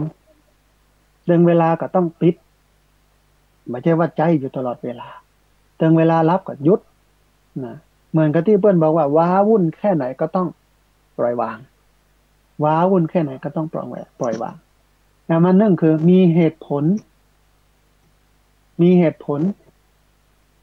มีเหตุมีผลแต่ก็ต้องยอมคนถึงแม้จะมีเหตุมีผลแค่ไหนก็ต้องยอมกันพ่องเพราะบางอย่างมันเป็นเรื่องอารมณ์ความรู้สึกเหตุผลมันใช้ไม่ได้ก็ต้องยอมกันพ่องนะการยอมการถอยเนี่ยมันไม่ได้เป็นการก้ามนะแต่มันถอยเพื่อมันจะก้าวไปข้างหน้าเหมือนนอนนะแมงบ้งอ่ะท่านผู้ฟังแมงบ้งเวลามันจะไปข้างหน้าได้มันก็จะต้องถอยคอนโดนกเหยี่ยวที่มันบินอยู่บนฟ้ามันจะบินมานกฮูกนกเหยี่ยวบินอยู่บนฟ้ามันจะมาจิกนะมายับเอาลูกนกลูกไก่ไปเนี่ยมันก็จะต้องบนท้องว่าถอยนะกลางปีกหุบปีกอย่างเงี้ยมันถึงจะไปทางหน้าได้ถึงแม้จะมีเหตุมีผลแค่ไหนก็ตามบางครั้งบางทีก็ต้องยอมพ่องมีอำนาจแค่ไหนก็จะต้องรู้จักถ่อมตนอันนี้เป็นเรื่องสำคัญถึงวันนี้มันแข่งกันใหญ่ลูกสมัยตะก่อนที่ยังไม่ได้เป็นสอบตสทสจสสมาได้เป็นป้อหลวงกำนันอันนี้ไม่ได้ว่าเรื่องนักการเมืองทั้งหมดที่ดีก็มีที่บ่ดีก็มีก่อนที่จะเป็นตอนเป็นผู้สมัครเหมือนตอนเนี้ยโอ้โตไปไหว้เซียงตี้อยู่ที่ไหนก็ไหว้หมดสวัสดีครับอีป้อสวัสดีครับอีแม่เฮ้หรอสบายดีก็ครับเป็นอันเป็นอีเข้าหาว่าไม่มีปัญหามาบอกผมเนอะถ้าผมได้เป็นนะใจถึงพึ่งได้เฮ้หรอแต่ว่ากองเป็นมาแล้วโปรดต้องเข้าหายากใบยากบอดเขาต้องยกมือไหว้ตั้งแต่หัวคันไดค่อยเข้าไปในบ้านบนนะเพราะฉะนั้นมีอำนาจต้องรู้จักถ่อมตนคนบอกเขาเพิ่นบอกว่าความรู้เป็นอำนาจมารยาทเป็นเสน่ห์คนจะอยู่ยั่งยืนยงได้บนโลกนี้จะต้องเป็นคนที่มีความรู้เป็นอำนาจและมีมารยาทเป็นเสน่ห์เป็นคนอ่อนโยนแต่ไม่อ่อนแอแข็งแกร่งแต่ไม่แข็งกระด้างนะการอ่อนน้อมถ่อมตนเนี่ยมันก็อยู่ในบุญกิริยาวัตถุ10ที่พระน้องว่าอัปปัจจยนามัยก็คือการประพฤติตัวอ่อนน้อมถ่อมตนการประพฤติตัวอ่อนน้อมถ่อมตนในบุญกิริยาวัตถุ10นั้นท่านผู้ฟังมันไม่ใช่แค่ผู้ใหญ่ผู้น้อยพึงประพฤติต่อผู้ใหญ่เท่านั้นไม่ใช่ว่าละอ่อนเดินกายรักผู้ใหญ่ต้องก้มหน้าก้มหลังมีมารยาทมีห่างเสียง ต่ออันผู้ใหญ่เองก็จะต้องประพฤติต่อผู้น้อยเหมือนกันเช่นบ่เอาอำนาจที่ต่อเก่ามีไปเต็กไปข่มไปเบียดไปเบียนคนอื่นให้มันได้รับความเดือดร้อนบางพ่องเนี่ยเป็นสทเป็นสอบตเป็นสจเป็นป้าหลวงเป็นกำนันเป็นนายกอบตโอ้ต้องใหญ่กับถนนใหญ่กับบ้านกับจองอันเนี้ยมันเป็นทางแห่งความเสื่อมเพราะนั้นมีอำนาจแต่ก็ต้องรู้จักถ่อมตนความรู้มันเป็นอำนาจมารยาทมันเป็นเสน่ห์อ่อนโยนแต่ไม่อ่อนแอแข็งแกร่งแต่ไม่แข็งกระด้างเรือมันพยุงน้ำให้ลอยได้แต่น้ำมันพยุงเรือให้ลอยได้ขอสุมาอภัยท่านผู้ฟังน้ำมันพยุงเรือให้ลอยได้ฉันใดมันก็สามารถเนี่ยให้เรือคว่ำหรือจมน้ำได้ฉันนั้นอำนาจทำเมื่อคนยิ่งใหญ่ได้ท ทำเมื่อคนลืมตาอ้าปากได้ทำเมื่อคนมีเกียรติได้ทำเมื่อคนเป็นคนเหนือคนได้แต่มันก็ทำเมื่อคนนั้นตกลมตกจมได้เหมือนกันถ้าหากว่าเราใช้อำนาจไปในทางที่มันผิดเราก็มีหันเนาะหลายหลายหลายกรณีหลายคนอันนึงคือบ่อิดบ่เหนื่อยแต่ก็ต้องพักผ่อนมันที่จริงเป็นอย่างอันท่านบูวังบ่อิดบ่เหนื่อยแต่ก็ต้องพักผ่อนมีหลายคนบอกว่าตึงวันนี้ทำงานไปหาสตังค์ใจในห้องไอซียูปุ่น เอาสุขภาพทั้งหมดไปแลกสตังค์ตึงวันนี้นะบ่ได้กินได้นอนบ่ได้รับได้อยู่เอาสุขภาพทั้งหมดไปแลกสตังค์แล้วสุดท้ายก็เอาสตังค์เนี่ยไปรักษาสุขภาพตอนป่วยตอนไข้เพราะนั้นมันต้องไปด้วยกันหรอกถึงเวลามันก็พักก็พักถึงเวลากินก็กินเนาะบรรยังมันพร้อมกับการใช้ร่างกายในการใช้ชีวิตหูเนาะว่าญาติโยมเหนื่อยนะตึงกายตึงใจตึงวันนี้เศรษฐกิจบ่ดีอิดเหนื่อยแต่ก็ต้องพักผ่อนพ่องเหมือนที่อาตมาภาพบอกเหนื่อยก็พักหนักก็เบาจะเอาอะไรกับชีวิตหยุดนิ่งนะและนั่งคิดมีชีวิตก็มีความหวังการพักผ่อนอันหนึ่งก็คือการนั่งสมาธิมีเวลาก็นั่งพ่องโอ้มันตึงได้พักตึงกายตึงใจโลถ้ามันก็นอนหลับก็การนอนหลับพักผ่อนก็เป็นการพักผ่อนที่ดีพอสมควรนะไม่เหนื่อยแต่ก็ต้องพักผ่อนนะมันนั่นคือไม่รวยแต่ก็ต้องรู้จักพอเพียงท่านผู้ฟังถึงแม้มันบ่ร่ำบ่รวยแต่ก็ต้องรู้จักพอเหมือนกับคำที่เปิ้นบอกว่าความไม่พอใจจนเป็นคนเข็นพอและเป็นเศรษฐีมหาศาลจนทั้งนอกจนทั้งในไม่ได้การจงคิดอ่านแก้จนเป็นคนพอนะความไม่พอใจจนเป็นคนเข็นพอและเป็นเศรษฐีมหาศาลจนทั้งนอกจนทั้งในไม่ได้การจงคิดอ่านแก้จนเป็นคนพอถ้าบ่ฮู้จักปอเนี่ยมันก็บ่รวยสักเตื้อแต่ถึงแม้เฮาบ่รวยแต่เฮาก็ต้องฮู้จักพอที่จริงมันรวยบ่รวยมีบ่มีเนี่ยมันวัดกันบ่ได้นะขนาดคนที่เปิ้นรวยกันเป็นแสนล้านถึงวันนี้เปิ้นยังบ่พอ เปิ้นยังบ่พอเพราะฉะนั้นเอาว่าเขาจะเอามอกใดเขาจะรวยมอกใดก็มันจำเป็นต้องอย่างนั้นมันอยู่ที่ความพอดีของเขาเนาะถ้าฮู้จักพอแล้วก็รวยอย่างที่เปิ้นว่าก็น่ะเป็นคนที่อันพอเพียงพอประมาณแต่ไม่ได้หมายความว่าบ่ซ้อว่าหาอันหยังเลยบ่ดิ้นรนขนขวายบ่สร้างความมั่งคั่งมั่นคงบ่จ่ายแต่ขอให้มันพอให้พอดีก็คือพอเพียงแต่มันหนึ่งคือมันบอกว่าธุระยุ่งแค่ไหนก็ต้องรู้จักพักผ่อนธุระยุ่งแค่ไหนก็ต้องรู้จักพักผ่อนพ่องหลายคนถึงวันนี้ตายคนหนุ่มสาวตายเพราะหัวใจล้มเหลวตายช็อกตายกันนักที่หัวใจ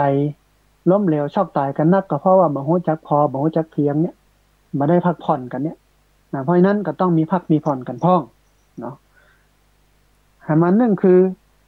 ต้องมันเตือนตัวเก่าว่าชีวิตนี่มันสั้นนะมันตึงแต่ท่านผู้ฟังแป๊บเดียวนี้ก็จะสิ้นเดือนแล้วนะแป๊บเดียวนี้ก็จะสิ้นปีแล้วนี่ปลายเดือนปลายปีแล้วนะตุลาพฤศจิกาเดือนหน้ากับธันวาเดือนสุดท้ายของปีแล้วเนี่ยเอาจะขึ้นปีใหม่แฮมแล้วเนี่ยก็เร็วเร็วปีนี้ก็เหมือนกันมาฟังถึงปีใหม่ก็จะจัดงานกิจกรรมสวดมนต์ข้ามปีส่งท้ายปีเก่าต้อนรับปีใหม่วิถีไทยวิถีพุทธเนาะแต่ว่าที่เนี่ยเขาก็มองว่าโอ้เวลาของเขามันสั้นต้องรู้จักเตือนตัวเก่าว่าชีวิตมันสั้น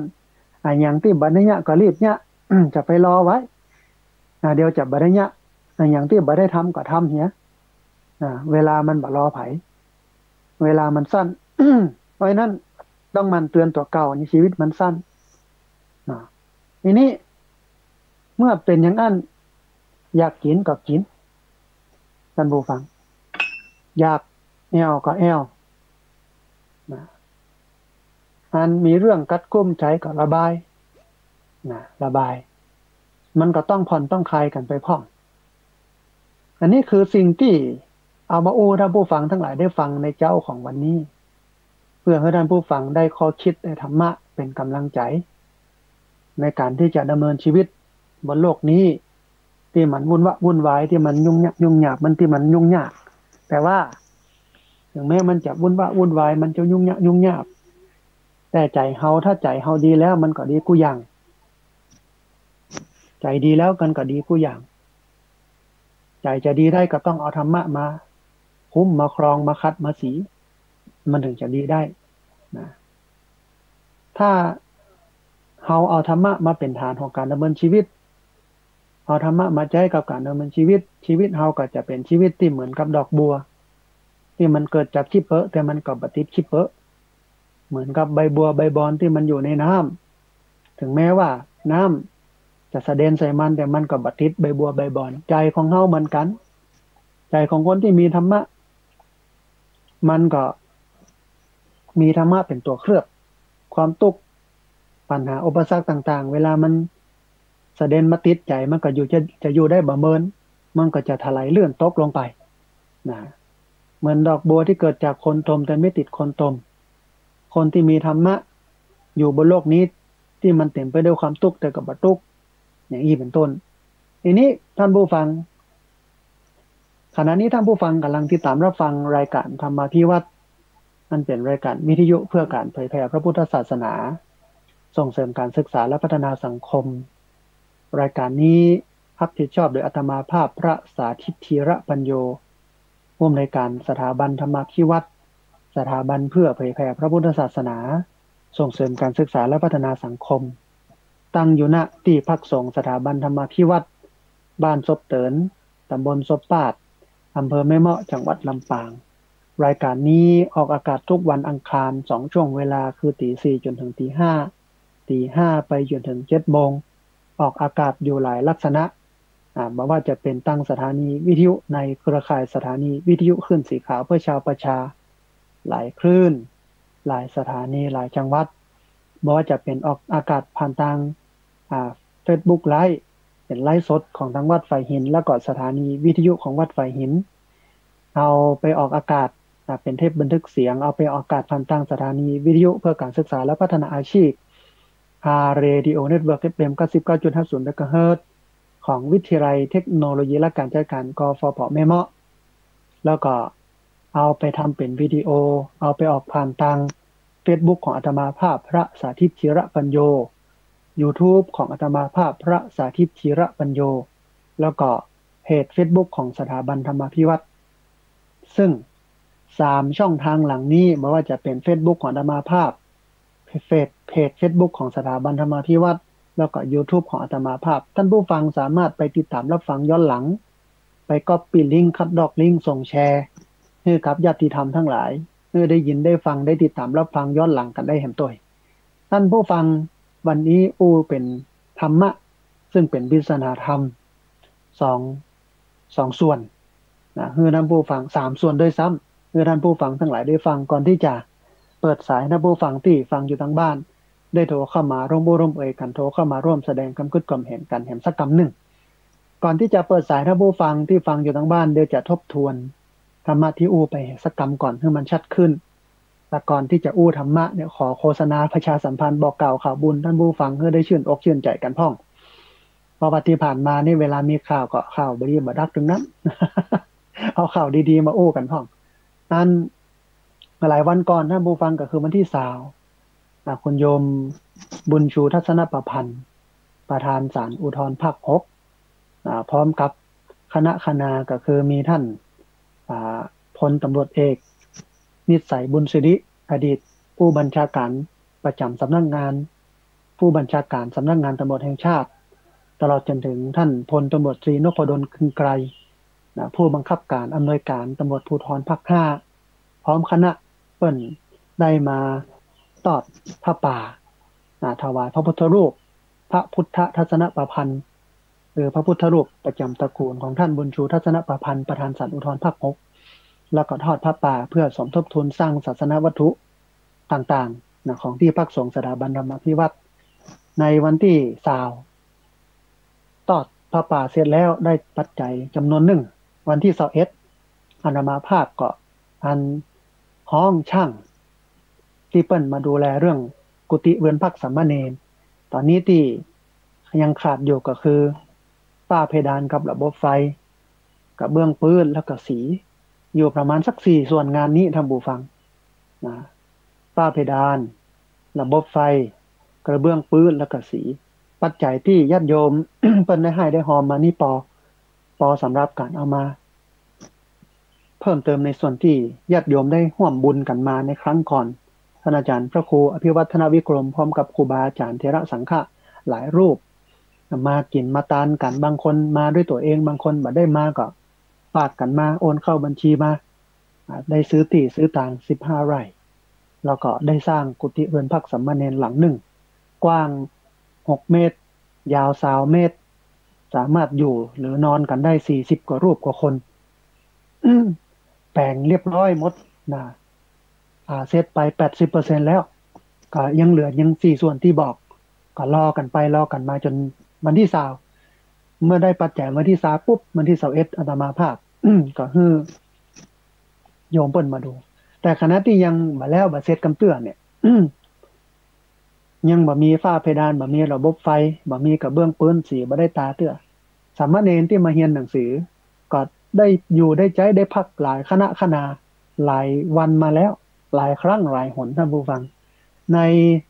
สัปดาห์หน้าหรือไม่ใช่สัปดาห์หน้าขออภัยในเดือนหน้าเนี่ยเปิดเทอม2ก็จะมากัน2 รูปตอนนี้มาเดือนละครั้งละ1 อาทิตย์นะ2 รูปก็จะมาจำวัดที่นี่ก็ได้ใจคิดว่าน่าจะเซตตันนะเซตตันก่อนปีใหม่เซตก่อนปีใหม่ถ้าหากว่าช่างมาทำแล้วสามเณรยังบ่มีที่นอนเตื้ออีนะก็จะต้องมาย้ายมาจำวัดที่ศาลาที่จำวัดตะกอนคือกางเต็นท์นอนกันแต่ก็คงสบายขึ้นเพราะว่าเป็นหน้าหนาวอยู่สบายฝนบ่ค่อยมีแล้วก็มันบ่ฮ้อนก่อนหน้านั้นเนี่ยโอ้ท่านผู้ฟังลำบากขนาดฮ้อนก็ฮ้อนฝนก็ซาดนะน่าเอ็นดูแล้วก็เวลาญาติโยมมาทำกิจกรรมก็จำเป็นต้องได้เก็บเต็นท์เก็บครัวผ้าห่มสลิที่นอนอ่าเป็นอีลุงตุงนางเหมือนกับอันผีบ้าหอบฟางน่าเอ็นดู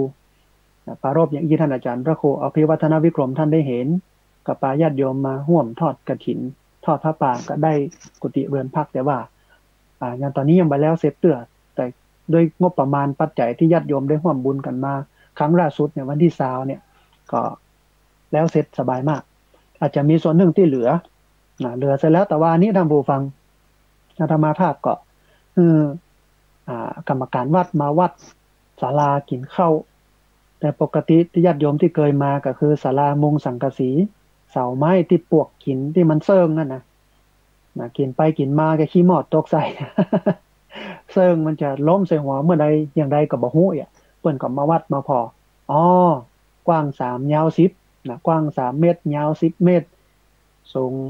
เต้าอี้ที่ซอกมันก็ว่ากันไปตอนนี้แต่ว่าก็สั่งครัวมาแล้วสั่งทรายสั่งดินสั่งทรายสั่งหินสั่งเหล็กเตรียมขุดหลุมคือฝังเสาทำแล้วก็ลูกศิษย์ตอนนี้กำลังจะให้ลูกศิษย์ออกแบบก็ยังกึดยากอยู่กับการออกแบบท่านผู้ฟังเพราะว่าช่างที่ออกแบบประจำอยู่ที่อบตเนี่ยผอกองช่างเนี่ยเพิ่นย้ายคนใหม่ยังมากำเตื้อก็เลยบ่มีไผออกแบบฮื้อก็เสาะหากันอยู่ตอนนี้จะได้ออกแบบศาลากินข้าวทำ5 หลังท่านผู้ฟังหลังละประมาณสัก50,000มันจะมีหลังหนึงที่อาจจะราคาสูงเพราะมันกว้างมันใหญ่หลังสุดท้ายเนี่ยแปลงก็เปิดเสร็จแล้วก็จะมีที่กินข้าวเพื่อคนมาทำกิจกรรมนั้นนี่บอกว่าจะเป็นโรงเรียนผู้สูงอายุบอกว่าจะเป็นสามเณรเนี่ยนอกจากจะมาทุกเดือนละ22 รูปแล้วเดือนหนึ่งมันอยู่อาทิตย์หนึ่ง7 วันแล้วก็22 รูปเนี่ยในช่วง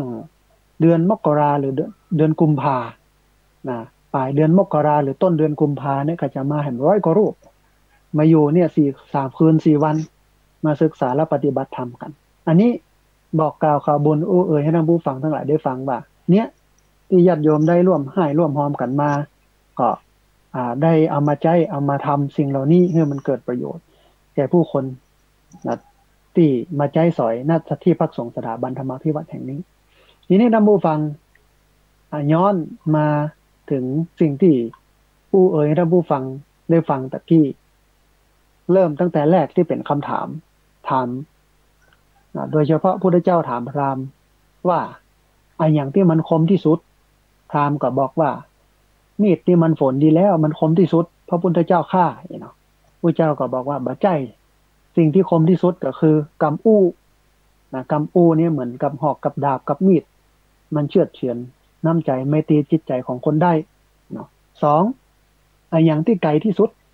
พระเจ้าก็ถามพราหมณ์ว่าอะไรที่ไกลที่สุดพราหมณ์ก็บอกว่าที่มันไกลที่สุดก็คือดวงอาทิตย์สุดขอบจักรวาลอันนี้ไกลที่สุดพระเจ้าก็ตรัสว่าบ่ใช่สิ่งที่ไกลที่สุดคืออดีตอดีตนั่นคือไกลที่สุดเพราะว่ามันสามารถที่จะย้อนกลับไปได้พราหมณ์ถามแหมพระเจ้าถามพราหมณ์แหมว่าไอ้อย่างที่มันใหญ่ที่สุดพราหมณ์ก็บอกว่าภูเขาโลกมหาสมุทรพระพุทธเจ้าค่ะของมูนี่เป็นของที่ใหญ่ที่สุดนี่เนาะพระเจ้าก็ตรัสตอบว่าบัจใจสิ่งที่ใหญ่ที่สุดบัจใจภูเขาบัจใจโลกบัจใจมหาสมุทรแต่มันคือตัณหาคือความอยากของคนมันเป็นเรื่องที่ใหญ่ที่สุดเพราะมันทำให้เกิดภพเกิดชาติเกิดการสืบต่อสืบเนื่องต่อไปตั้งหน้าอย่างที่เปิ้นว่าคนมาเก่าเปิ้นว่าน่ะเพราะตาหันก็เลยเกิดตัณหาเพราะตามันหันนะมันก็เลยเกิดตัณหาเป็นว่าอย่างนั้นอันนี้คือสิ่งที่ใหญ่ที่สุดสิ่งที่หนักที่สุดก็คืออะไรหยังเนี่ยนะพระเจ้าถามพราหมณ์ว่าอะไรที่หนักที่สุดในโลกนี้อะไรที่หนักที่สุดพราหมณ์มันก็บอกว่าดอยกับพระพุทธเจ้าค่ะดอยเนี่ยหนักที่สุดมันใหญ่โลกเนาะมันหนักที่สุดอะแห่น้ำดินมูนี่หนักหมดพระเจ้าก็บอกว่าโอ้บัดใจอันนั้นยังเป็นรองบ่พอนักต่อได้แต่สิ่งที่หนักที่สุดก็คือกำมั่นสัญญาหรือว่าสัจจะวาจาหลายคนก็บอกว่าสัจจะวาจาเนี่ยสัจจะของลูกผู้ชายมันก็ไม่ต่างอะไรกับพรหมจรรย์ของหญิงสาวก็คือเสียแล้วเสียเลยมันเป็นสิ่งที่สำคัญมันเป็นสิ่งที่สำคัญมันก็เลยหนักที่สุดนะและอันยังที่เบาที่สุดพระเจ้าก็ถามพราหมณ์ตรัสถามพราหมณ์ว่าอันยังที่มันเบาที่สุดพราหมณ์ก็ทูลตอบว่าสำลีกะสำลีเป็นสิ่งที่เบาที่สุดใบไม้แห้งลมหมดนี่เบาเนาะพระเจ้าก็บอกว่าบ่ใช่สิ่งที่เบาที่สุดก็คือการปล่อยวางเพราะอย่างเพราะยึดไว้ก็หนักกักไว้ก็ทุกข์ปล่อยวางว่างเว้นจึงเป็นสุขเพราะการปล่อยวางมันทำให้เบาปล่อยมันก็จะบางวางมันก็จะเบาเพราะนั้นการปล่อยวางมันก็เลยเป็นสิ่งที่เบาที่สุดแล้วอันอย่างที่มันใกล้ตัวเฮาที่สุดพระเจ้าก็ตรัสถามพราหมณ์ก็ทูลตอบว่าสิ่งที่ใกล้เฮาที่สุดนี้ก็คือพ่อแม่ญาติพี่น้องของเฮาเนี่ยมันใกล้เฮาที่สุดพระเจ้าก็ตรัสบอกว่าบ่ใช่สิ่งที่ใกล้เฮาที่สุดก็คือความตายเพราะความตายนั่นมันอยู่ทุกลมหายใจเข้าออกของเฮาสุดท้ายพระเจ้าก็ตรัสถามพราหมณ์ว่าไอ้อย่างที่มันง่ายที่สุดพราหมณ์ก็บอกว่าโอ้สิ่งที่ง่ายก็คือการกินการนอนการอู้การหายใจหมดเนี่ยง่ายที่สุดพระพุทธเจ้าข้าพระเจ้าก็ตรัสบอกว่าบ่ใช่การกินการนอนการอู้การหายใจมันบ่ใช่สิ่งที่ง่ายที่สุดแต่กำอู้ที่มันเป็นประโยชน์เนี่ยอู้ง่ายที่สุดทำง่ายที่สุดแต่เฮามักจะบ่อู้เนาะเพราะนั้นต้องมาพอนะท่านผู้ฟังนะว่ากำอู้ของเฮาเนี่ยถึงวันนี้มันเป็นประโยชน์ก่อเนาะหลังจากนั้นก็อู้ถึงเรื่องสิ่งที่พระพุทธเจ้าตรัสว่าบุคคลแม้บ่มีทรัพย์สินเงินทองแต่ก็สามารถฮื้อตานกับคนอื่นได้ด้วยสิ่งของ5ประการฮื้ออย่างกันพ่องอันแรกฮื้อใบหน้าเป็นตาลโดยการยิ้มแย้มแจ่มใสรื่นเริงบันเทิงใจเป็นกำไรของชีวิตวันไหนที่หงุดหงิดเป็นชีวิตที่ขาดทุนยิ้มปะหน้ากันกับยิ้มม่วนอกม่วนใจเราอันที่สองคือฮื้อวาจาเป็นทานฮื้อคำอู้เป็นตานกับฮื้อกำลังใจกันชื่นชมการปลอบประโลมกันมันก็เป็นบุญนะอาตมาภาพได้บุญถึงวันแจ้งมากับโพสต์ละเฟซบุ๊กธรรมะเช้านี้แม่แรงกับธรรมะเย็นนี้ถ้าบ่มีถ้ามีกิจกรรมที่ทำอยู่ก็เอากิจกรรมลงเอาบุญมาให้อนุโมทนาเอาความดีมาให้ยินดีกันนั่นนี่คือกำอู้ปะกันก็ให้กำลังใจกันปะกันก็ชื่นชมกันปลอบประโลมซึ่งกันและกัน ให้กำลังใจกันคนที่เป็นโรคซึมเศร้าเนี่ยต้องการสิ่งเหล่านี้นะคนที่เป็นโรคซึมเศร้าเนี่ยถ้าได้มีคนมาให้กำลังใจมีคนมาปลอบประโลมให้คำปรึกษาโอ้เปิ้นก็จะม่วนอกม่วนใจอยู่ไปแต่ถึงวันนี้มันเปล่าเปลี่ยวเดียวดายก็เลยนำไปสู่การฆ่าตัวตายนักขึ้นอันที่สามเฮือจิตใจเป็นตาลก็คือเฮือความจริงใจนะเฮือความจริงใจที่ว่าเฮือความจริงใจนี่คือเฮือประโยชน์นะกรุณาช่วยเหลือเกื้อกูลกันอย่างกันมีน้ำจิตน้ำใจกันเฮือจิตใจเป็นทานเนี่ยนะมีน้ำใจไมตรีช่วยเหลือเกื้อกูลกันตุ้มเปล่ากันประคับประคองกันปกป้องกันนะอันนี้คือเฮือใจเป็นจิตใจเป็นตาลทำประโยชน์ต่อสาธารณชนเอื้อเฟื้อเผื่อแผ่แบ่งปันเกื้อกูลอันนี้คือเฮือจิตใจเป็นตาลในมันนึงคือเฮือดวงตาเป็นตาลก็คือเฮือความซื่อสัตย์ความอบอ้อมอารีความเป็นมิตรบัดแจ้มาเบียดเบียนบัดแจ้มาเจ้าเล่ห์มาจุมาไล่กันนี่คือเฮือดวงตาเป็นตาลเฮือกายเป็นตาลก็คือเอาร่างกายเนี่ยไปช่วยประโยชน์ต่อคนอื่นเหมือนกับการทำบุญน่ะนะบุญมันทำด้วยทรัพย์สินมันทำด้วยกรรมกึศมันทำด้วยจิตใจบางคนมีทรัพย์สินเบิ่งก็ใช้ทรัพย์สินทำบางคนมีกรรมกึศเบิ่งก็ใช้กรรมกึศกรรมทำอย่างเนี้ยอย่างที่อาตมาภาพจะชวนลูกศิษย์ลูกหามาออกแบบศาลากินข้าวเนี่ยนะก็ใช้กรรมกึศนะโดยที่เอาสตางค์เนี่ยนี่ก็เป็นบุญนะเป็นบุญแล้วก็กายมาช่วยยกโต๊ะหามเต้นละอ่อนโลกนักศึกษาวิทยาลัยเทคโนโลยีและการจัดการกฟผแม่เมาะเจ้าบ้านเจ้าจองมาช่วยกันเตรียมงานยกโต๊ะหามเต้นปักธงอะไรอย่างต่างๆทำความสะอาดปัดกวาดเจ็ดโถแม่บ้านก็มาเนี่ยกับข้าวกับปลานี่คือกายเป็นปานเนี่ยมือมูนี้เนี่ยมันก็จะทำให้เรานั้นเป็นคนที่มีความสุขแล้วก็สามารถให้ตานแก่คนอื่นได้โดยที่ไม่ต้องเป็นเรื่องเงินทองอย่างเดียวทีนี้ก็มาอู้กันถึงเรื่องของคติคำคมที่เป็นคำคมธรรมะที่ทำให้บุคคลนั้นได้ยินได้ฟังแล้วก็มีจิตใจชื่นบานก็อู้เรื่องของชีวิตที่มันเรียบง่ายมันก็จะทำให้เรานั้นมีความสุขมากขึ้นเพราะว่าความสุขนั้นมันเป็นเปื้อนกันกับความเรียบง่ายยิ่งเรียบง่ายจะยิ่งมีความสุขเหมือนที่อาตมาภาพอู้สโลแกนของที่พักสงฆ์สถาบันธรรมาภิวัตน์ให้ฟังเป็นประจำสม่ำเสมอก็คือกินอยู่อย่างต่ำแต่มุ่งกระทำอย่างสูงกินง่ายอยู่ง่ายแต่ไม่มักง่ายผลิตทุกอย่างที่ใช้ใช้ทุกอย่างที่ผลิตกินทุกอย่างที่ปลูกทุกอย่างที่กินนี่แหละ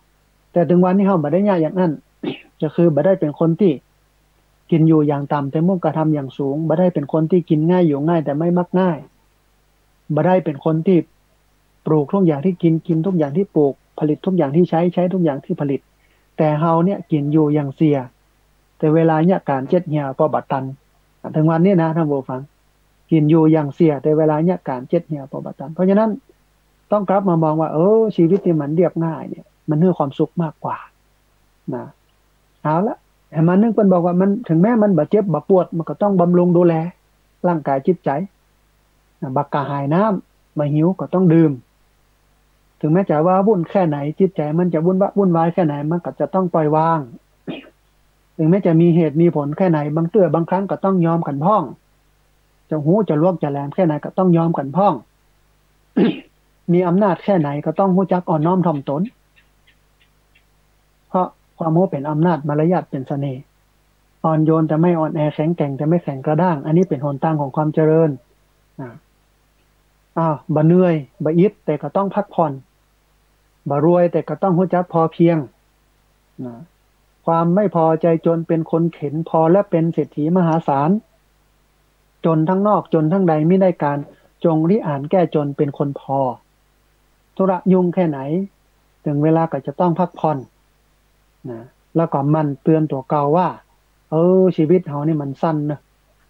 ชีวิตเฮามันบ่ยืนยาวต่อใดเฮาก็ต้องตายเกิดมาแล้วต้องตายวันเวลาแป๊บๆเนี่ยมันเร็วบัดตันหยังก็จะสิ้นเดือนบัดตันหยังก็จะสิ้นปีหลายคนก็บอกว่าเนี่ยอย่างได้น้อยเดียวเห็นแต่นะเพราะฉะนั้นเมื่อวันเวลาสั้นต้องไม่ประมาท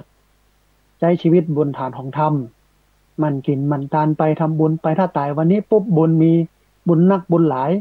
ก็จะได้ไปเกิดในสุคติสัมปรายภพถ้าบุญบ่มีบุญบ่นักบุญบ่หลายมีกระบาปก็ไปตกทุกขติวินิบาตนรกเขาบอกว่าเขาจะตายตอนไหน แต่ถ้าใจเป็นบุญใจเป็นกุศลเพราะว่าใจใสมันเป็นบุญใจคุณมันเป็นบาปแล้วเนี่ย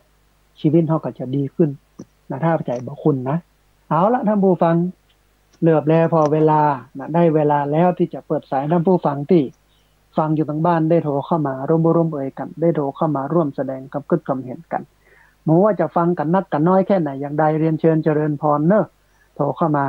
นะวันนี้ช่วงแรกบ่ได้จัดรายการเพราะว่ามีความผิดพลาดทางด้านเทคนิค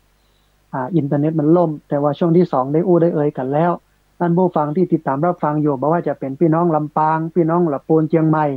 แป้น่านพะเยาเชียงรายแม่ฮ่องสอนที่ไหนต่างใดหรือฟังทางอินเทอร์เน็ตอยู่กรุงเทพกรุงไทยอยู่ต่างประเทศอยู่ต่างจังหวัดเรียนเชิญเจริญพรได้โทรเข้ามาร่วมเอ่ยกันโทรเข้ามาร่วมแสดงความคิดความเห็นกันที่เบอร์064 7282899เบอร์064 7282899เรียนเชิญเจริญพรได้โทรเข้ามาร่วมเอ่ยกันโทรเข้ามาร่วมแสดงความคิดความเห็นกันหลายคนตักเข้ามาในเฟซนะในแชทของ Facebook แล้วก็ของไลน์บอกว่าฟังอีแม่ฟังอยู่เนอะหลายคนนะตักเข้ามาวันนี้มีสายเข้ามาสายหนึ่งเดียวครับสายนี้ก่อนเปิ้นจะว่าจะได้พ่องเจริญพรกับนมัสการพระอาจารย์เจ้าอันยมแม่ลีวิทยุน้อยหนึ่งน้อพอดีเสียงมันสะท้อนออกมาเพื่อยมแม่ฟังตังโทรศัพท์แล้วก็ลีวิทยุเนอะตอนนี้ปิดละเจ้าเจริญพรยมแม่แนะนำตัวน้อยยมแม่อรสาเมืองแก้วเจ้าอยู่บ้านล้านตองสันกำแพงเจ้าโอ้สาธุสัญญาณเป็นใดพ่อแม่ทางสันกำแพงเชียงใหม่ชัดเจนเจ้าชัดเจนดีเนาะวันนี้มีอย่างจะเพิ่มเติมพ่องพระอาจารย์อู้มานี่สุดยอดเลยเจ้าโยมจดบันทึกเจ้าแล้วจะเอาไปสอนนักเรียนเจ้าอนุโมทนาบุญเนี่ยถ้าได้บุญแถมต่อหนึ่งเนาะสาธุพระอาจารย์จะโยมอยากร่วมบุญที่พระอาจารย์สร้างกุฏิสร้างกุฏิเรือนพักสามเณรเนาะเดี๋ยวตอนท้ายๆรายการจะบอกหมายเลขบัญชีเนาะหรือถ้าคุณครูมี Facebook เข้าไปดูในเพจสถาบันธรรมาภิวัตรได้เลยเนาะรายละเอียดอยู่ตรงนั้นอนุโมทนาบุญเนอะพระอาจารย์จัดทุกวันอังคารกันเจริญพรทุกวันอังคาร2ช่วงเวลา 4:00 จนถึง 5:00 แล้วก็ 5:00 ไปจนถึง 7:00 นเนอะเจ้าสาธุอนุโมทนาบุญขอบคุณเจ้าสาธุสายแรกคุณโยมอรสาเมืองแก้วอยู่ที่สันกำแพงโทรเข้ามาบอกว่าโอ้ได้ประโยชน์ได้สาระจัดนักแล้วก็จดไว้เอาไปสอนนักเรียนต่ออันนี้เพิ่นถ้าจะเป็นคุณครูต้องอนุโมทนาบุญตัวหนึ่งที่ติดตามรับฟัง2โทรเข้ามา3เอาสิ่งที่ได้ฟังเอาไปบอกต่อให้เป็นประโยชน์แถมอันนี้บุญแต่อนุโมทนาพอดีมีสายเข้ามาแถมสายหนึ่ง เดี๋ยวรับสายนี้ก่อนเปิ้นจะว่าจะได้พ่องเจริญพรพระสาเจ้าคนโยมแม่แนะนำตัวน้อยโยมแม่จากนาน้อยจากวัดน่านเจ้าสาธุเป็นในพ่องแม่ที่นาน้อยเมืองน่านวันนี้อากาศสบายอากาศสบายเริ่มหนาวแล้วเนาะเจ้าเย็นน้อยลำปางก็เริ่มเย็นมาแล้วสัญญาณเป็นได้พ่องแม่สัญญาณแม่ตอน 5:40 สายนี่มันดับไปหน่อยจ้ะดับไปกำนึงสักกำนึงก็มาเจ้าเจริญพรแต่พอฟังได้เนาะมีอย่างจะเพิ่มเติมพ่องแม่เจ้าที่ท่านอาจารย์เทศมากะดีเจ้าโยมแม่กะโดนเหมือนกันนะแต่ว่าโยมแม่กะอนุโมทนาถ้ากับผู้ของเปิ้นยังให้เปิ้นสบายใจกะบ่เกลียดเจ้าเฮาห้ามเปิ้นบ่ได้แต่เฮาจะฮับมาบ่ฮับมานั่นอยู่ที่เฮาเนาะแม่เนาะอนุโมทนาค่ะเปิ้นมีความรู้ค่ะเจ้าแม่นสาธุเจริญพรนะโยมแม่เนอค่ะพระเจ้าสาธุอนุโมทนาบุญสายที่2จากนาน้อยเมืองน่านสายแรกจากสันกำแพงเชียงใหม่นั้นโยมแม่เปิ้นบอกว่าเวลาเปิ้นมีความสุขเปิ้นม่วนเปิ้นงานเฮาก็ยินดีกับเปิ้นแต่เวลาเปิ้นมาว่าเฮาว่าด่าเฮาก็บ่ต้องรับเฮาก็เฉยๆบัดมันจะให้คนมาชมเฮาให้คนมาอู้ดีกับเฮาหมดทุกคนก็เปลี่ยนไปบ่ได้เพราะฉะนั้นก็เฉยๆเฮียมันก็จะสบายใจพอดีมีสายเข้ามาแต่สายหนึ่งครับสายนี้ก่อนเปิ้นจะว่าจะได้พ้องเจริญเจ้ากับพระเจ้าท่านพระอาจารย์ โยมแม่แนะนำตัวน้อยในคำนวณเป็นอำเภอบางปานลำปางเจ้าสาธุจำเสียงได้แต่ใครฮื้อแนะนำตัว เป็นไดพ่อแม่สัญญาณวันนี้ชัดเจนดีก่อตอนนี้ออกนี่ก็ชัดเจนเหมือนที่หนึ่งว่าจันไม่งี้แล้วที่เป็นอินเทอร์เน็ตทางอาจารย์อินเทอร์เน็ตของอาจารย์พระครูอภิวัฒนาวิโกมันเสียเนาะนะแต่ว่ายังดีที่เป็นช่วงที่สองแต่ชัดอยู่พอชัดอยู่เนาะแม่เนาะชัดเจนดีจ้ะโอ้อนุโมทนาบุญเนาะแม่เนอะสุดยอดเลยวันนี้นะฟังแล้วม่วนเนาะใช้สาระนักอยู่เจ้าโอ้อนุโมทนาบุญเนาะแม่เนอะจ้ะสาธุเจริญพรสาธุสาธุได้กำลังใจจัดหนักสายที่3จากแจ้ซ้อน อำเภอเมืองปานจังหวัดลำปางนะโทรเข้ามาบอกว่าสัญญาณชัดเจนดีแล้วก็ได้สาระดีให้กำลังใจพระอาจารย์ตัวยตอนแรกก็กังวลใจเพราะว่าช่วงแรกบ่ได้ฟังเห็นแล้วอินเทอร์เน็ตล่มนะโอ้พอมาช่วงที่2พอได้ฟังก็ม่วนอกม่วนใจพอดีมีสายเข้ามาแถมสาย1เดียวครับสายนี้ก่อนเปิ้นจะว่าจะได้พ่องเจริญพรครับโอ้วันนี้ออกรายการเดียวด้วยรายการควายกันเจริญพรช่วงแรกบ่ได้ออกสักกรรมอินเทอร์เน็ตมันล่มป่ออ๋อโยมป้อแนะนำตัวน้อยพ่อชีดจากหางดงเนอะโอ้สาธุสัญญาณเป็นไงพ่อป้อวันนี้สัญญาณดีเกี่ยวดีชัดเจนนี่เนาะมีอย่างจะเพิ่มเติมพ่องมีอย่างครับโทรมาให้กำลังใจนะป้อเนาะครับผมโอ้อนุโมทนาบุญกับป้อเนอครับสาธุนะโยมป้อจากหางดงโทรเข้ามาบอกว่าสัญญาณชัดเจนดีโทรมาให้กำลังใจแล้วก็บอกว่าโอ้วันนี้มาได้ฟังช่วงแรกสักคำนะได้ฟังเฉพาะช่วงที่2ของรายการวันนี้มีสายเข้ามาแถมสาย1เดี๋ยวรับสายนี้ก่อนเปิ้นจะว่าจะได้ฟ้องเจริญพรเจ้าค่ะเจ้าอันโยมแม่แนะนำตัวน้อยแม่วางเจ้าโทษโยมแม่วางเชียงใหม่จำเสียงได้โยมแม่สัญญาณวันนี้เป็นไรพ่องโอ้ชัดเจนตอนขวายนายยามเจ้ามาได้ยินเจ้าอ๋อพอดีสัญญาณมันล่มอินเทอร์เน็ตมันล่มไงล่มเจ้าเข้าใจเจ้าอ๋อวันนี้เป็นได้พ่องธรรมะโยมแม่โอ้สุดยอดแล้วท่านเอ้ยฟังแล้วม่วนอกม่วนใจได้ข้อคิดดีเนาะม่วนอกม่วนใจนี่ก็สอนใจตัวโอ้ได้สบายเนาะเจ้าเอาสุขใจแต๊ะๆโอ้อนุโมทนาบุญนะโยมแม่เนอเจ้าสาธุอนุโมทนาบุญนะโยมแม่จากนั้นแม่วางเชียงใหม่ฟังประจำโทรประจำท่านผู้ฟังที่ฟังอยู่ทางบ้านจะโทรเข้ามาร่วมเอ่ยกันโทรเข้ามาร่วมแสดงความคิดความเห็นกันสามารถโทรเข้ามาได้ที่เบอร์064-728-2899เบอร์064-728-2899เวลาญาติโยมโทรเข้ามาแล้วให้เฮาหลีวิทยุแล้วก็ฟังทางโทรศัพท์เอาเนอถ้าบ้านนี่มันจะสะท้อนนะอัน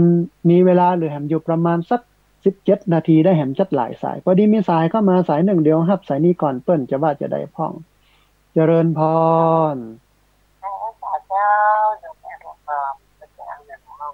เวียงหนองล่องละปูนเนาะแม่เนาะเจ้าป้าจางเวียงหนองล่องบ้านป้าจางเวียงหนองล่องนั่นละปูนสัญญาณเป็นได้พ่องแม่วันนี้สัญญาณชัดเจนดีเนาะแม่เนาะสาธุเอามีอย่างจะเพิ่มเติมพ่องแม่วันนี้มีอะไรเพิ่มเติมเจ้ามันใหญ่ฮะเนาะโทรมาให้กำลังใจกันเนาะแม่เนาะได้ฟังกับม่วนแท้ถ้าได้ฟังกับม่วนใจเนาะได้ฟังกับม่วนใจฟังตลอดทุกคนทุกองเลยโอ้สาธุถ้าถึงเวลาเห็นก็เปิดหา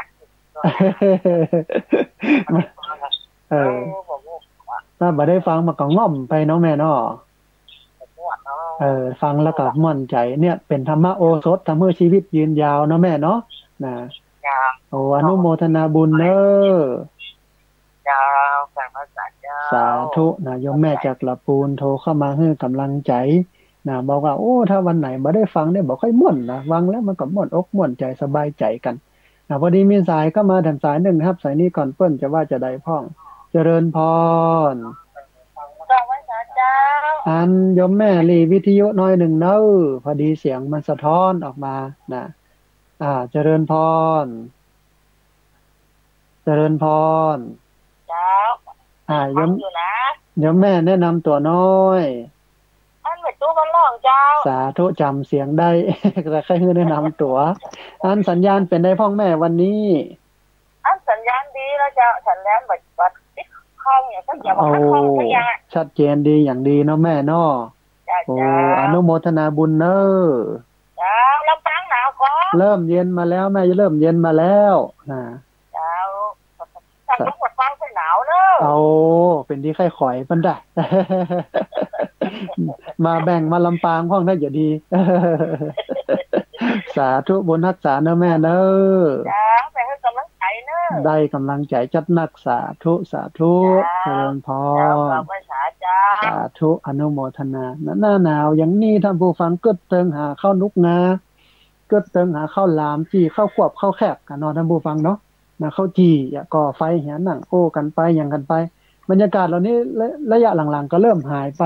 ด้วยความที่บรรยากาศมันบ่ค่อยหนาวเหมือนเมื่อก่อนแล้วก็สังคมมันเปลี่ยนไปหลายเรื่องหลายอย่างเนาะพอดีมีสายเข้ามาแถมสายนึงเดี๋ยวรับสายนี้ก่อนเปิ้นจะว่าจะได้พ้องเจริญพรเจ้าไม่สาเจ้าจากปากกาเขียนอำเภอเมืองเชียงใหม่นะเจ้าโอ้สาธุสัญญาณเป็นได้พ้องคุณโยมสัญญาณชัดเจนเจ้าพอดีฟังจากในแอปสีขาวเจ้าโอ้สาธุอันนั้นยิ่งชัดเจนเนาะวันนี้มีอย่างจะเพิ่มเติมพ้องคืออย่างที่ท่านว่าเนี่ยเวลาทำเป็นทานคืออย่างข้าเจ้านี่ข้าเจ้าไม่ว่าเป็นคนมีความรู้เรื่องธรรมะอย่างนักหนาข้าเจ้าแต่ว่าโหผิดชอบชั่วดีบาปบุญคุณโทษเวลาเราพยายามจะอู้เรื่องธรรมะให้กับคนที่เปิ้นอายุมากกว่าเราเนี่ยแต่ว่าเปิ้นจะมีการลงลืมท่องทีนี้เขาบอกว่าคือบางครั้งเนี่ยเปิ้นจะไม่ได้ค่อยนึกถึงเรื่องมรณานุสติแค่ใดทีนี้เนี่ยเขา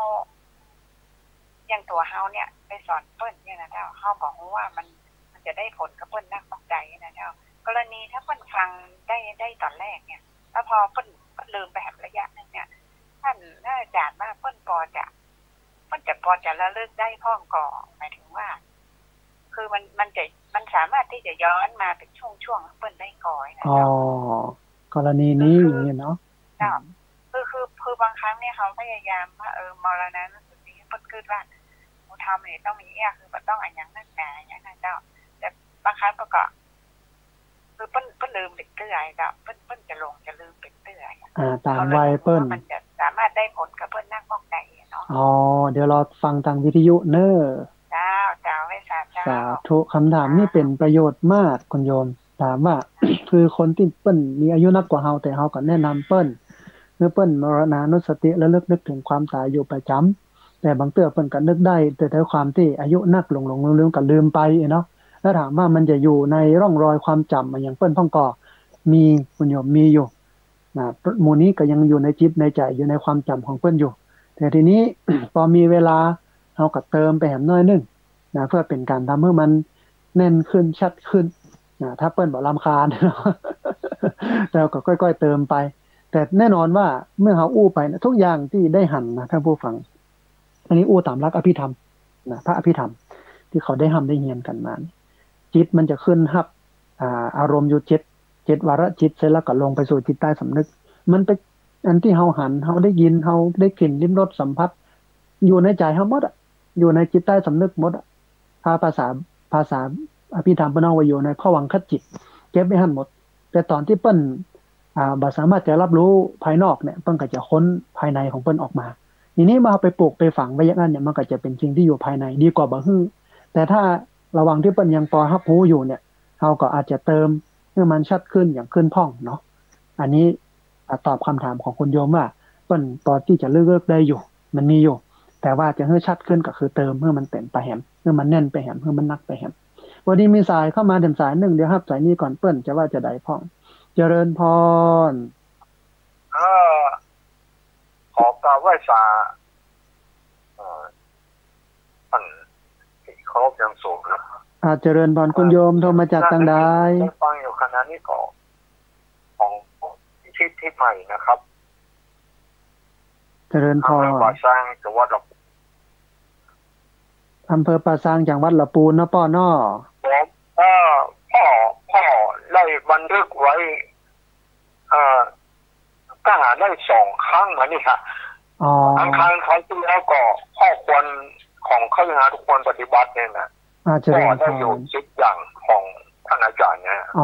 เจริญพรอันนี้การคลองตนเนาะท่านเนาะเจริญพรก็ได้ไว้หมดแล้วนะการคลองตนเนี่ยอนุโมทนาก็บันทึกไว้ของเฉพาะท่านอาจารย์ไว้เองปิ้งดูเป็นข้อคิดที่ดีมากครับสาธุก็อย่านำไปปฏิบัตินะขอพระคุณไปอย่างสูงไหว้สาเนอะอนุโมทนาบุญนะโยมป้าไหว้ไปสาถึงวัดถึงบาว่าต่อจมูกจะฝูงสาธุจะมานานเกินรอเนี่ยครับสาธุถ้าจะมาวันไหนก็โทรมาบอกนะโยมป้าเนอะครับผมสาธุอนุโมทนาบุญสาธรรมะเป็นอย่างดียิ่งนะสาธุเจริญพรสาธุนะโยมป้าจากป่าซางลำพูนโทรเข้ามาบอกว่าฟังประจำแล้วก็ไม่ได้ฟังมาได้นะจดไว้ตัวเนอะเอาไว้พ่อไว้กอยเอาไว้บอกลูกบอกหลานนี่เป็นบุญแต่อันโยมป้าเพิ่นทำตามมันคาถาหัวใจบัณฑิตนักปราชญ์ที่พระเจ้าได้ตรัสไว้บอกสุจิปุริสุคือฟังให้จริงดิ่งสุจิคือคิดให้ซึ้งซึ่งคำสอนปุคือถามทวนถามให้แน่นอนลิคือเขียนเตือนไว้ก่อนเผื่อกันลืมพระเจ้าตรัสชัดเจนท่านผู้ฟังว่าสุจิปุริวินิมุตโตกะถังโสปันติโตภเวบุคคลที่ว่างเว้นจากการฟังคิดถามเขียนจะเป็นบัณฑิตเป็นนักปราชญ์เป็นคนที่มีความรู้บ่ได้ต้องอนุโมทนาบุญกับโยมป้อและหลายๆคนด้วยเนาะพอดีมีสายเข้ามาเต็มสาย1เดียวครับสายนี้ก่อนเปิ้นจะว่าจะได้พ่องเจริญพรครับภาษาที่นอกเจริญพรน้องเบี้ยวเด้อสาธุโยมเบี้ยวอันสัญญาณเป็นได้พ่องวันนี้นี่104เป็นต่อเห็นถึงโมงเลยสาธุอนุโมทนาบุญกับ104เพราะว่าท่านพระครูวิสิตท่านบอกว่าเจริญพรเลยแจ้งว่า104เป็นต่อแห่งชั่วโมงอนุโมทนาบุญแต่พอได้ฟังกันจนครบไปถึง7 โมงไม่เจ้าเนาะฉันเลยโทรแจ้งอาจารย์สาธุตอนแรกผมว่าเวลาเปิดให้6 โมงแล้วเนาะว่าก็ต่อชั่วโมงได้เนาะดีเป็นนาบุญเพราะว่าอันช่วงแรกบ่ได้ได้สักกรรม4 ถึง 5 ตี 5นี่นะดีแล้วเน็ตบ่ดีแต่ว่าตอนนี้เป็นต่อเวลาฮื้อในช่วงหลังก็ถือว่าอนุโมทนาบุญจัดนักนะสัญญาณชัดเจนเนาะคุณโยมเนาะสัญญาณชัดเจนตอนนี้ลำปางเริ่มหนาวยังครับอากาศเย็นมาแล้วหนาวมาแล้วในเมืองเชียงใหม่นี่ก็อย่างนั้นออกเปิดแอร์เย็นน่ะแต่ว่าไม่ได้ปิดแอร์ออกเย็นออกเขาเปิดแอร์แต่ก็ถือว่าดีกว่ามันร้อนแต่หนาวนักแล้วไปก็บ่ค่าท่าเอามากกว่าดีสาธุเป็นกำลังใจให้อาจารย์นักเลยนะครับผมสาธุได้กำลังใจจัดนักอนุโมทนาบุญเนอะช่วยกำลังใจนะครับสาธุอนุโมทนาเพื่ออาจารย์เอาเรื่องของเข้าทิพย์กับคนเข้าทิพย์ได้นี่จะมามันที่จริงมันละเอียดอ่อนนะเรื่องนี้นะมีอย่างอยู่ในหันนักเลยจะเข้าไปใหม่เราบอกต้องทวนความรู้อย่างนี้ได้คุณโยมได้เลยเนาะช่วงปีใหม่ก่อนก็ได้ครับได้ใกล้ๆหันเนาะสาธุอาจารย์ก็จะได้เอาสาระหลายๆมาอู้บอกเดี๋ยวช่วงแรกก็เอาธรรมะว่าสาระหลายๆมาอู้ก่อนก็เป็นคนเข้าทิพย์ก็ได้ครับได้สาธุเจริญพรครับอาจารย์ครับสาธุเจริญพรคุณโยมเบี้ยวจากเชียงใหม่เป็นผู้พิการทางด้านสายตาฟังประจำโทรมาเป็นประจำแล้วก็ให้กำลังใจพระอาจารย์ด้วยธรรมภาพก็ให้กำลังใจคุณโยมด้วยเนาะไม่ใช่ว่าโยมเบี้ยวคนเดียวทุกคนนะซึ่งอยู่ในสังคมนี้ในโลกนี้ซึ่งวันนี้ก็เหนื่อยเนาะคิดหลายอย่างแต่ว่าอย่างที่ว่านะเอาธรรมะมาเป็นเกราะป้องกันเอาธรรมะมาเป็นเครื่องหล่อเลี้ยงเหมือนกับดอกบัวที่มันเกิดจากคิดเปอะแต่มันก็บ่ติดคิดเปอะคนที่อยู่บนโลกที่เต็มไปด้วยความทุกข์แต่บ่ทุกข์จะต้องมีธรรมะเป็นเครื่องหล่อเลี้ยง วันนี้มีสายเข้ามาเดี๋ยวสายหนึ่งเดี๋ยวรับสายนี้ก่อนเปิ้นจะว่าจะได้พ่องเจริญพรไปสาเจ้าพระอาจารย์ผมสายเลือดแต่ละวันติดนี่นะโอ้สาธุโยมแม่แนะนำตัวน้อยจากแม่จันเรือนใสบ้านเวียงพระการเจ้าสาธุจำเสียงได้สันปะตองเจียงใหม่จะใครคือแนะนำตัววันนี้สัญญาณเป็นได้พ่องโยมแม่